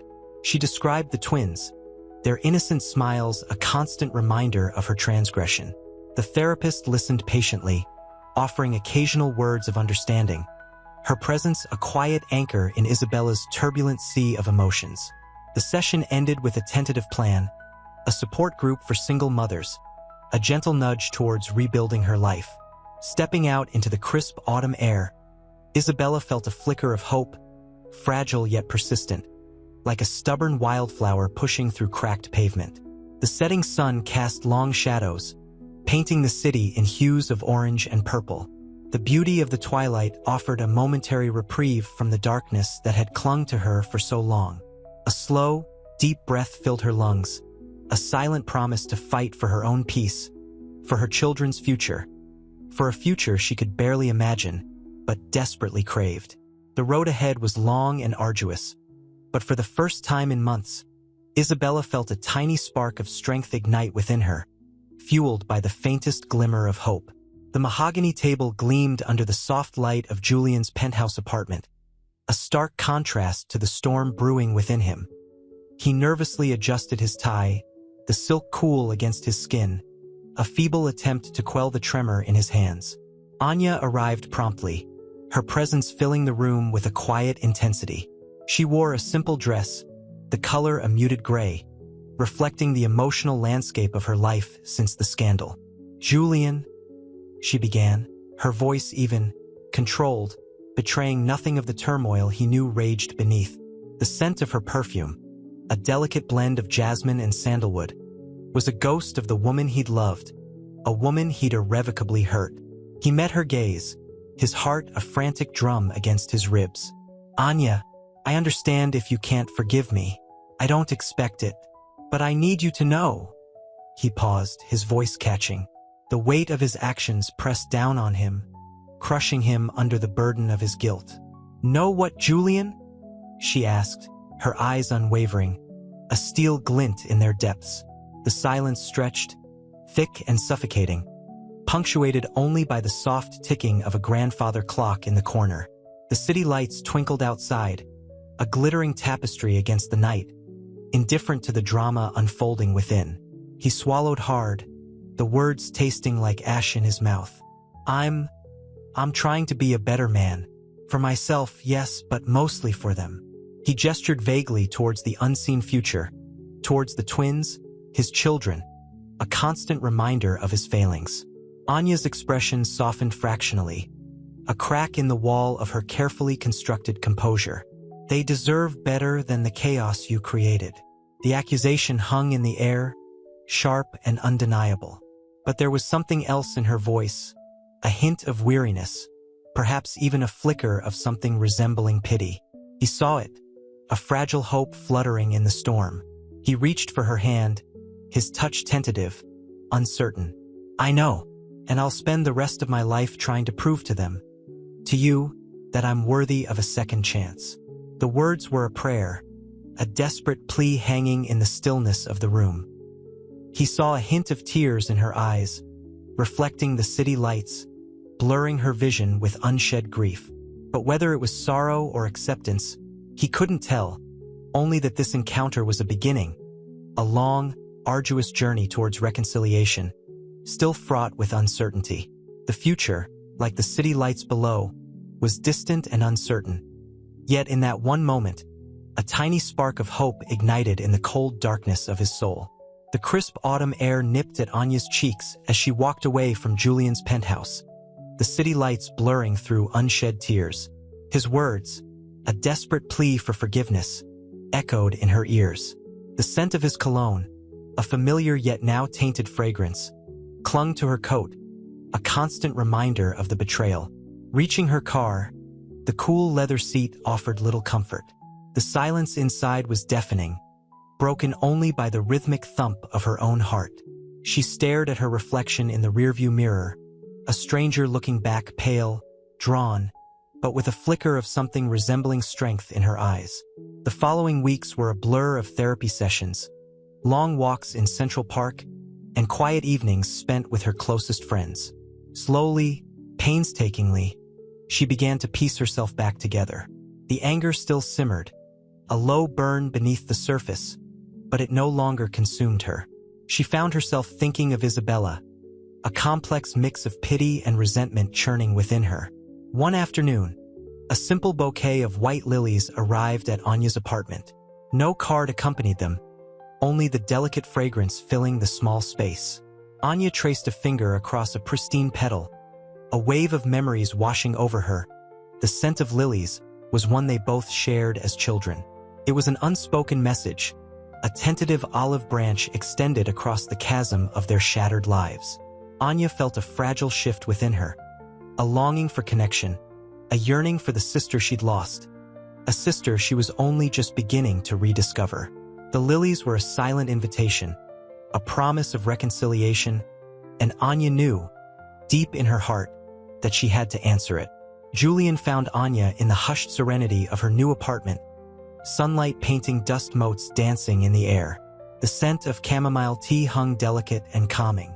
He'd brought a small, hand-painted ceramic bird, a fragile thing, mirroring the fragility of his hope. "Anya," he began, his voice husky. I know there are no words." Anya looked at him, her gaze steady, the years etched faintly around her eyes. The lilies, a subtle reminder of their shared past, sat on a nearby table. "There aren't," she agreed, her voice low. "But I've been thinking about the children, about Isabella. I want to be a part of their lives," Julian said, his voice thick with emotion. He placed the bird gently on the table, its painted wings seeming to tremble slightly. The silence stretched, punctuated only by the soft ticking of a grandfather clock in the hall. The weight of his actions pressed down on him, heavy and unforgiving. "It's not just about the children," Anya said, finally breaking the silence. "It's about the years we shared, the dreams, the trust. The way you betrayed me, it wasn't just an affair, Julian. It was a betrayal of everything we built." He nodded, understanding dawning in his eyes. He saw the pain in her gaze, the lingering hurt, but also the faintest glimmer of something else. A glimmer of forgiveness waiting to be coaxed out. The air crackled with unspoken words, unspoken feelings, a painful yet hopeful tension between them. He saw the strength in her stance, a resilience he'd perhaps never truly appreciated before. He had shattered her life, but she was rebuilding, brick by painstaking brick. And perhaps, just perhaps, there was a place for him in this new structure. The future remained uncertain, the path ahead long and arduous. But for the first time in a long time, Julian felt a fragile flicker of hope. The scent of chamomile tea seemed to mingle with the faint aroma of lilies, an unexpected harmony blooming in the quiet space between them. The journey towards healing was just beginning. The muted gray of the city sprawled beneath Anya's window, a stark contrast to the vibrant bouquet of lilies Julian had sent. He hadn't expected her to see him again, let alone answer his call. The scent of lilies, sharp and sweet, filled the air, a bittersweet reminder of their past. He stood awkwardly, clutching a worn leather-bound book, a first edition of her favorite poet, a small, clumsy attempt at reconciliation. "Anya," he began, his voice a low rumble. "I know this is presumptuous, but I needed to see you." Anya's gaze was steady, unwavering. The years etched lines of resilience onto her face, yet her eyes held a depth that hinted at the lingering pain.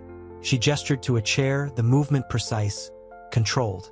The silence that followed was thick, heavy with unspoken words, laden with the weight of their shattered dreams. The faint ticking of a clock became a deafening drumbeat in the stillness. "I understand the gravity of my actions, Anya," Julian said, his voice tight with emotion. He opened the book, his fingers tracing the gilded edges. This was your favorite." "It is," she replied, her voice barely a whisper. "But it doesn't change what you did." She touched a lily, its delicate petals a fragile echo of their broken vows. The scent was a sharp, poignant memory. Her eyes, dark and shadowed, held a complex mix of hurt, sorrow, and a flicker of something else. Was it curiosity? He watched her, the movement of her hand, the subtle tension in her shoulders, a testament to the emotional battle raging within her. He'd hoped for a simple, clean slate, but forgiveness wasn't a neatly wrapped present. It was a laborious, slow-blooming flower. "I know," he murmured, his gaze falling to the book. "But I also know that Isabella, she is the mother of my children, and I need to be a part of their lives." He looked up, his eyes pleading. "Not for me, for them." The silence stretched, the unspoken question hanging in the air. The quiet hum of the city outside seemed to intensify, a chaotic backdrop to the intricate dance of emotions swirling in the small apartment. The fragile hope he'd carried seemed to tremble on the edge of a precipice, ready to fall into the abyss of her justified anger. The lilies, stark white against the gray backdrop, seemed to hold their breath. The outcome hung in the balance, as precarious as the future itself. The nursery was bathed in the soft glow of a late afternoon sun, casting long shadows across the pastel walls. Isabella cradled one of the twins, a tiny hand gripping her finger with surprising strength. The scent of baby powder and milk hung heavy in the air, a stark contrast to the bitter taste of regret that lingered on her tongue. She'd spent weeks shrouded in a self-imposed isolation, the weight of her secret pressing down on her like a physical burden. The silence was broken only by the rhythmic rise and fall of the infant's chest. A knock at the door startled her. Hesitantly, she placed the baby in his crib, the soft padding a comforting sound against the tremor in her hands. Peeking through the peephole, she saw a familiar figure. Her sister, Anya. A wave of emotion, a complex mix of fear, guilt, and a flicker of hope washed over her. Anya's entrance was quiet, her footsteps barely audible on the plush carpet. She carried a small bag, its contents unknown. "Isabella?" Anya said, her voice soft, devoid of the anger Isabella had braced herself for. I brought some things." Isabella swallowed, her throat tight. I didn't expect you," she whispered, her voice barely a breath. Anya's gaze softened. "I know, but I wanted to see them." She gestured towards the cribs, her eyes brimming with a complex mixture of sadness and something akin to acceptance. "They are beautiful." She approached the cribs, her touch tentative as she gently stroked the soft down on one of the baby's heads. The silence that followed wasn't uncomfortable. It was a shared silence, a space where unspoken words hung heavy in the air, a testament to the shared trauma that bound them. It was a silent acknowledgement of the complicated bond they shared, a bond tested but not broken. The weight of their shared past, the pain of their separation, the tangled web of betrayal and love. All of it hung in the still air of the nursery, a silent testament to the arduous journey ahead. But in that shared silence, in the tender touch of sister on sister, the first fragile steps toward reconciliation were being taken. The sun dipped lower, casting longer shadows, as the sisters, separated by fate and reunited by circumstance, embarked on a journey towards healing, together. The sterile scent of antiseptic hung heavy in the air, a stark contrast to the sweet baby smell clinging to Isabella's clothes. Sunlight streamed through the large window of her rented apartment, illuminating dust motes dancing in the golden rays. Holding one twin, she gazed out, a profound weariness etched on her face. The weight of single motherhood pressed down, a constant, gnawing anxiety. The other twin, nestled in his crib, gurgled softly. A knock sounded, hesitant. Isabella's heart hammered against her ribs. It was Julian. She hadn't seen him since the acrimonious divorce, only fleeting glimpses in the tabloid press. His presence now felt both terrifying and strangely comforting. He stood on her doorstep, his expensive suit rumpled, his eyes shadowed with fatigue. He looked smaller, somehow, diminished by the events that had unfolded. "Isabella?" he began, his voice a low rumble. Can we talk?" Isabella hesitated. The memory of his betrayal, the devastating revelation, still burned. Yet, looking at him now, she saw not the arrogant billionaire, but a man humbled by loss. "About what, Julian?" she asked, her voice barely a whisper, her gaze fixed on his haunted eyes. He shifted uncomfortably, running a hand through his thinning hair. "About the babies. About us." The word us hung in the air, heavy with unspoken pain. Tears welled in Isabella's eyes, blurring her vision. She couldn't ignore the overwhelming need for him to be there, yet she felt like the man before her was the image of a stranger. The bitter taste of betrayal lingered. "They're beautiful," he said, his voice cracking slightly, his gaze fixed on the sleeping twins. The words were simple, yet they held a weight that spoke volumes. He stepped closer, his presence filling the small room with a complex mix of tension and longing. The silence that followed was thick with unspoken emotion, a space where years of hurt and regret collided with a flicker of hope. The twins stirred, their tiny hands fluttering. The delicate sound filled the void with a life force beyond the heavy weight of guilt and pain. It was a fragile moment, suspended between the wreckage of the past and the uncertain promise of the future. The scent of baby powder and the distant hum of the city outside provided a stark reminder of reality. The path ahead remained uncertain, but in that shared silence, a tentative step towards some semblance of healing began. The afternoon sun cast long shadows across the worn wooden floorboards of Isabella's apartment. Dust motes danced in the golden light, illuminating the quiet chaos of twin nurseries. One crib, meticulously made, held a sleeping infant. The other, slightly askew, hinted at a mother's weary exhaustion. Isabella, cradling a tiny hand, watched Julian from across the room. His presence, once a symbol of intoxicating power, now felt fragile, almost hesitant. "They're amazing," he whispered, his voice rough, the words catching in his throat. He avoided her eyes, focusing instead on the tiny face nestled against her chest. The silence that followed stretched, taut and heavy with unspoken words. Isabella traced the line of her son's cheek, her own eyes filled with unshed tears. The scent of baby powder and lavender hung in the air, a bittersweet fragrance clinging to the memories of their shared past. "Amazingly difficult," she finally responded, her voice low and even, betraying none of the turmoil churning within. Julian winced. The weight of his actions, the magnitude of his betrayal pressed down on him. He saw the lines of exhaustion etched around her eyes, the tremor in her hand as she shifted the sleeping child. He'd destroyed her life, stolen her innocence, and now he watched helplessly from the sidelines. I understand if you don't want me here," he said, his voice barely above a whisper. He looked down at his hands, their expensive tailored fabric feeling foreign and uncomfortable. He was a stranger in this small apartment, a stranger in his own life. Isabella met his gaze, her eyes reflecting a kaleidoscope of emotions: anger, hurt, and a flicker of something else. Exhaustion perhaps, or a weariness born of acceptance.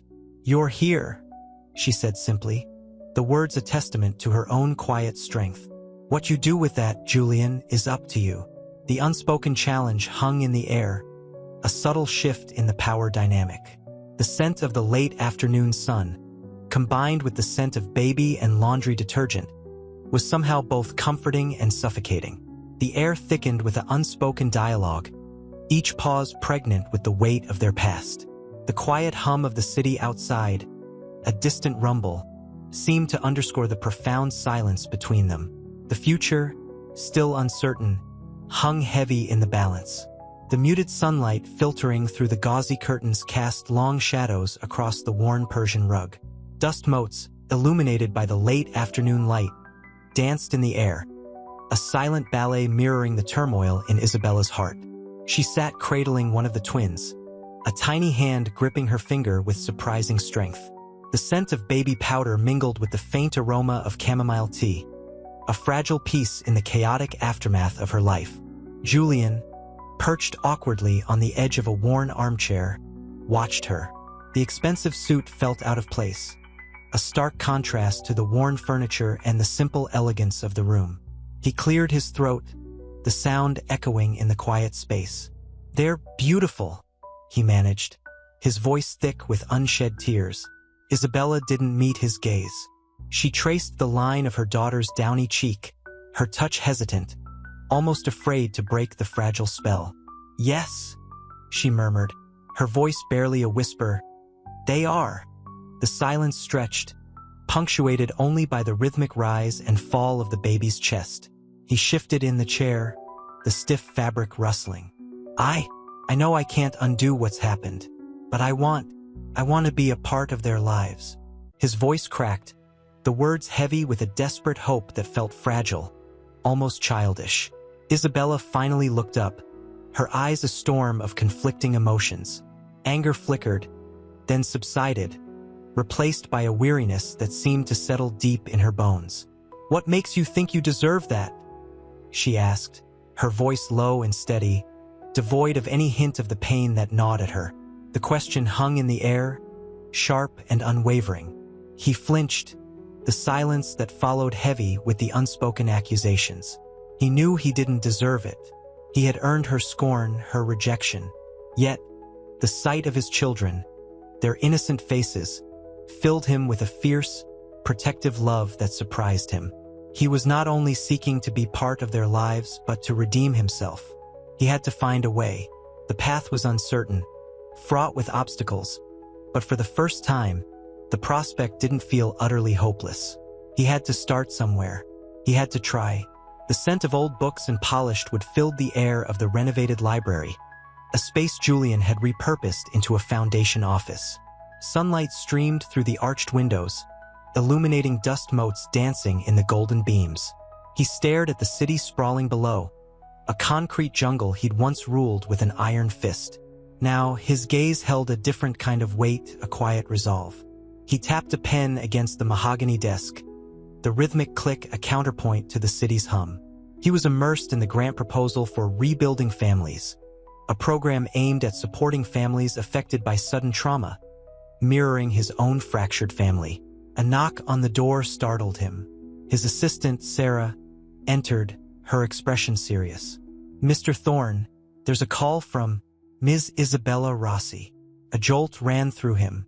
He hadn't spoken to Isabella since that strained visit months ago. His heart pounded a frantic rhythm against his ribs. "Patch me through," he said, his voice barely a whisper. Isabella's voice, fragile yet firm, filled the speakerphone. "Julian," she began, her tone hesitant. I need help. The twins, they need help." The words hung in the air, heavy with unspoken desperation. The mention of the twins pierced through him, a raw, visceral pain. He pictured their tiny faces, their innocent eyes, and a wave of protective instinct washed over him, drowning out the fear and guilt. "Tell me everything," he said, his voice steadier than he felt. He listened intently as Isabella explained the mounting financial pressures, the loneliness, the overwhelming struggle of single motherhood. He heard the silent plea beneath her words, a desperate cry for help that resonated deeply within his own soul. The conversation lasted an hour, every word a careful step forward in a relationship shattered by scandal and betrayal. As the call ended, Julian felt a strange mix of relief and renewed purpose. He looked out at the sprawling cityscape, the concrete jungle now bearing the weight of his new resolve. His wealth could be more than a symbol of past success. It could be a tool for healing, a pathway to redemption, starting with his own twins' children. He picked up the pen again, the rhythmic click now sounding like the steady beat of a determined heart. He had a lot of work to do, but for the first time in a long time, he felt a flicker of hope, a nascent belief in the possibility of rebuilding, not just his life but the lives of others. The sterile scent of antiseptic hung heavy in the air of the pediatrician's office. Isabella clutched the twins, Leo and Mia, their tiny hands gripping her fingers. The soft weight of them was a comfort, a tangible link to a future she wasn't sure she could navigate. Dr. Ramirez's gentle voice cut through her anxieties. "They're doing well, Isabella. A little underweight, but thriving. The early intervention program will help." Isabella managed a weak smile, the effort stretching her already strained face. The weight of single motherhood, compounded by the ongoing financial strain, felt crushing. The guilt gnawed at her, a constant companion. "Thank you, doctor," she whispered, her voice thick with unshed tears. Later, driving home, the setting sun cast long shadows across the city. The familiar cityscape, once a symbol of excitement and opportunity, now felt suffocating. Each streetlight seemed to highlight her isolation. She glanced at the twins in their car seats, their small faces peaceful in sleep. A wave of fierce protectiveness washed over her. She wouldn't let them suffer. She had to find a way. That evening, the phone call came. Julian's voice, hesitant but firm, resonated through the speaker. "Isabella," he began, "I heard from Dr. Ramirez. I wanted to offer my help." A surprised silence hung between them. Isabella's initial reaction was a surge of anger, a bitter taste of betrayal. But beneath that anger, a flicker of desperation ignited. "I don't need your help," she retorted, the words sharper than she intended. "I know it's a lot to ask, given everything," Julian continued. his voice laced with a quiet humility that surprised her. "But I want to be a part of their lives. I can help financially, provide support." His words hung in the air, a fragile bridge across the chasm of their shattered past. Isabella's defenses crumbled. Tears welled up in her eyes. "I need help, Julian," she admitted, her voice cracking. "I really do." The admission was a first step, a fragile acknowledgement of her vulnerability, a crack in the wall of pride and self-reliance she had painstakingly built. The silence that followed was filled with the unspoken weight of their shared history, a shared burden, and the nascent possibility of a shared future. The crisp autumn air bit at Isabella's cheeks as she walked Leo and Mia in the park. Sunlight, filtered through the vibrant foliage, dappled the path. The scene was idyllic, a stark contrast to the turmoil in her heart. She pushed the stroller, the rhythmic squeak a counterpoint to the silent scream echoing within her. Guilt, a constant companion, clung to her like the damp chill. She stopped at a bench, watching the twins, their chubby cheeks flushed with exertion. A tiny hand reached for her finger, a silent plea for connection. Tears welled, blurring the already hazy afternoon. She missed Anya, missed the sisterly bond shattered by her actions. The thought of facing her, of seeking forgiveness, felt insurmountable. That evening, Julian's call found her staring blankly at the twins' sleeping forms. His voice, softer than she remembered, spoke of a foundation dedicated to supporting single mothers. I want to help Isabella," he said, his words hesitant but sincere. "Not just financially, but practically." "How?" she asked, her voice raw. "I'm setting up a support group," he continued. "A place for women like you, a safe space. I know what it's like to feel lost." The admission hung between them, a bridge of shared pain. The next week, surrounded by other women in similar situations, Isabella felt a fragile sense of community bloom. The shared experiences, the unspoken understanding, eased the weight of her isolation. Julian, present but unobtrusive, offered logistical help, arranging childcare, coordinating resources. His actions, devoid of the arrogance she remembered, showed a different Julian, a man humbled by his mistakes. He was making amends, not for her forgiveness, but for the sake of his children. The babies, once a symbol of her transgression, were slowly becoming a source of unexpected healing. The journey was far from over, yet, bathed in the soft glow of a shared struggle and the promise of a new beginning, hope, a tentative, fragile bloom, began to take root in Isabella's heart. The scent of old books and polished wood clung to the air in Julian's newly established foundation office. Sunlight streamed through the large windows, illuminating dust motes dancing in the golden beams.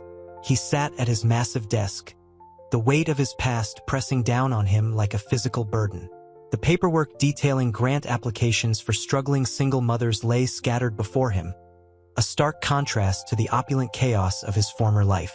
He tapped a pen against his teeth, the rhythmic click a nervous habit he'd developed since the divorce. A knock echoed through the quiet space.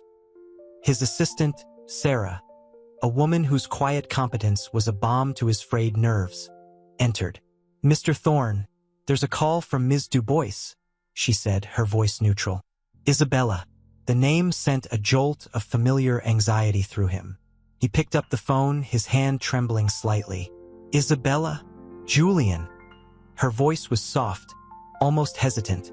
I wanted to thank you for the support group. It's helped." He heard a catch in her voice, a vulnerability that pierced through his carefully constructed composure. "I'm glad," he replied, his voice husky. "Is everything all right?" A long silence stretched between them, filled only with the subtle hum of the office.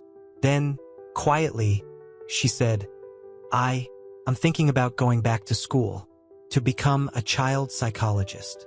A warmth spread through Julian's chest, a flicker of genuine hope. "That's wonderful, Isabella," he managed, his voice thick with emotion. "It's a brave step. It's for the twins," she said, her voice stronger now, laced with a newfound resolve. "For their future. And For mine. He heard the faintest sound of a child's giggle in the background. A tiny, precious sound that tugged at his heart. The conversation continued, their voices a low murmur punctuated by silences filled with unspoken regrets and budding possibilities. For the first time in a long time, Julian felt a glimmer of something resembling peace. The foundation, initially born from a desperate need for redemption, was evolving into something more meaningful, a testament not just to his atonement, but to the resilient strength of the women he had so profoundly hurt.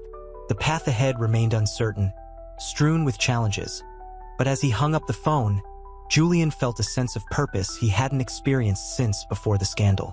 He had a long way to go, but he was finally walking in the right direction. The crisp autumn air bit at Anya's cheeks as she strolled through Central Park. Leaves, the color of burnt sugar and fiery embers, crunched under her boots. A year since the scandal, the divorce, the shattering of her carefully constructed life. A year since she'd last seen Julian. She hadn't entirely forgiven him, not yet, but the raw, searing pain had dulled to a dull ache. She found a quiet bench, the sun warm on her face, a welcome contrast to the chill wind. Her phone vibrated. It was a text from Isabella. Thinking of you. The twins are starting to walk. A wave of complicated emotions washed over Anya. A pang of sadness, a flicker of longing, a surprising surge of sisterly affection. She replied, thinking of you too. Let's get together soon. The simple act felt monumental. The weight of the past, however, lingered. Later, sitting across from Isabella in a cozy cafe, the aroma of coffee and cinnamon filling the air, Anya saw the subtle changes in her sister. Isabella, once sharp and calculating, now possessed a softer, more vulnerable quality. Motherhood had changed her. It's hard, Isabella admitted, her voice catching, being a single mother. But they're my world. She gestured towards a photo on the table. Two cherubic toddlers, identical smiles beaming from their faces. Anya's heart softened. The twins, a constant reminder of the pain, were also a symbol of resilience. I've started therapy, Isabella continued, a quiet confession. It's helping me understand things. Myself mostly. Anya reached across the table, her hand covering Isabella's. We can help each other, she whispered, a genuine empathy in her voice. The years of separation, the betrayal, the shared pain, it all felt less like a chasm and more like a bridge they could now begin to cross. The cafe chatter faded into the background as the two sisters, once estranged, found solace in each other's presence. The twins, their innocent laughter echoing somewhere in the distance, represented not only a new beginning for Isabella, but a fresh start for them both. The scent of old leather and polished would fill Julian's newly renovated office. He'd stripped it bare after the divorce, a symbolic shedding of his former life. Now the space felt different, less opulent, more functional, yet somehow calmer. He stared out at the city sprawling beneath him, a miniature kingdom he'd almost lost. A wave of guilt washed over him, sharp and unexpected. He'd built an empire on ambition, neglecting the fragility of human connection. His phone buzzed. Anya, his breath hitched. He hadn't contacted her directly since their last, agonizing conversation months ago. He'd sent numerous emails, letters, all unanswered. This was different, a simple text. Can we talk? It read. His heart hammered against his ribs.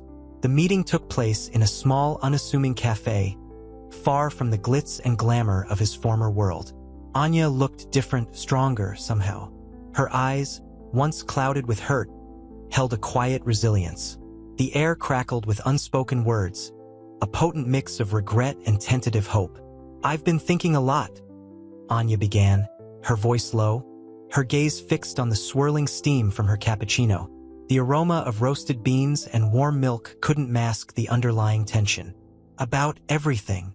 Julian nodded, his throat tight. Me too. He reached across the small table, his hand hovering over hers. He didn't touch her. Not yet. The twins, she whispered, her voice barely audible above the cafe murmur. They deserve to know their father. He flinched, the The words hung in the air, heavy with implication. The path ahead was fraught with obstacles, littered with the wreckage of his mistakes. Yet, in Anya's quiet declaration, he heard not condemnation, but a flicker of something else, forgiveness. Perhaps, the possibility sent a surge of hope through him, fragile yet powerful, like a tiny seed pushing through hardened earth. The city lights twinkled outside, mirroring the faint glimmer of a new beginning. The crisp autumn air nipped at Anya's cheeks as she walked away from the cafe, the scent of roasted coffee lingering faintly. Julian's words, hesitant yet sincere, echoed in her ears. The fragile hope he'd ignited felt both exhilarating and terrifying. Forgiveness wasn't a switch she could flip. It was a slow, arduous climb. Days bled into weeks. Julian, true to his word, began making regular visits to the daycare center where Isabella's twins, Leo and Mia, were enrolled. He watched them from afar, his heart aching with a mixture of love and regret. He'd send small gifts, anonymous at first, then with a simple card, "Thinking of you." One afternoon, Isabella was late picking up the twins. Julian, already there, found himself holding Leo, the tiny boy's hand surprisingly firm in his. The child's eyes, strikingly similar to Anya's, looked up at him with an innocent trust that pierced Julian's defenses.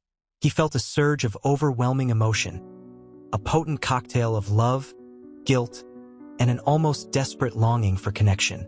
Isabella arrived, her face etched with fatigue and worry. She looked startled to see Julian holding her son, a flicker of apprehension in her eyes. "I'm so sorry I'm late," she mumbled, her voice thick with exhaustion.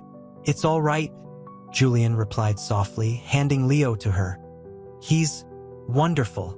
He hesitated. "I wanted to talk." The conversation, held in the hushed quiet of the daycare hallway, was strained but civil.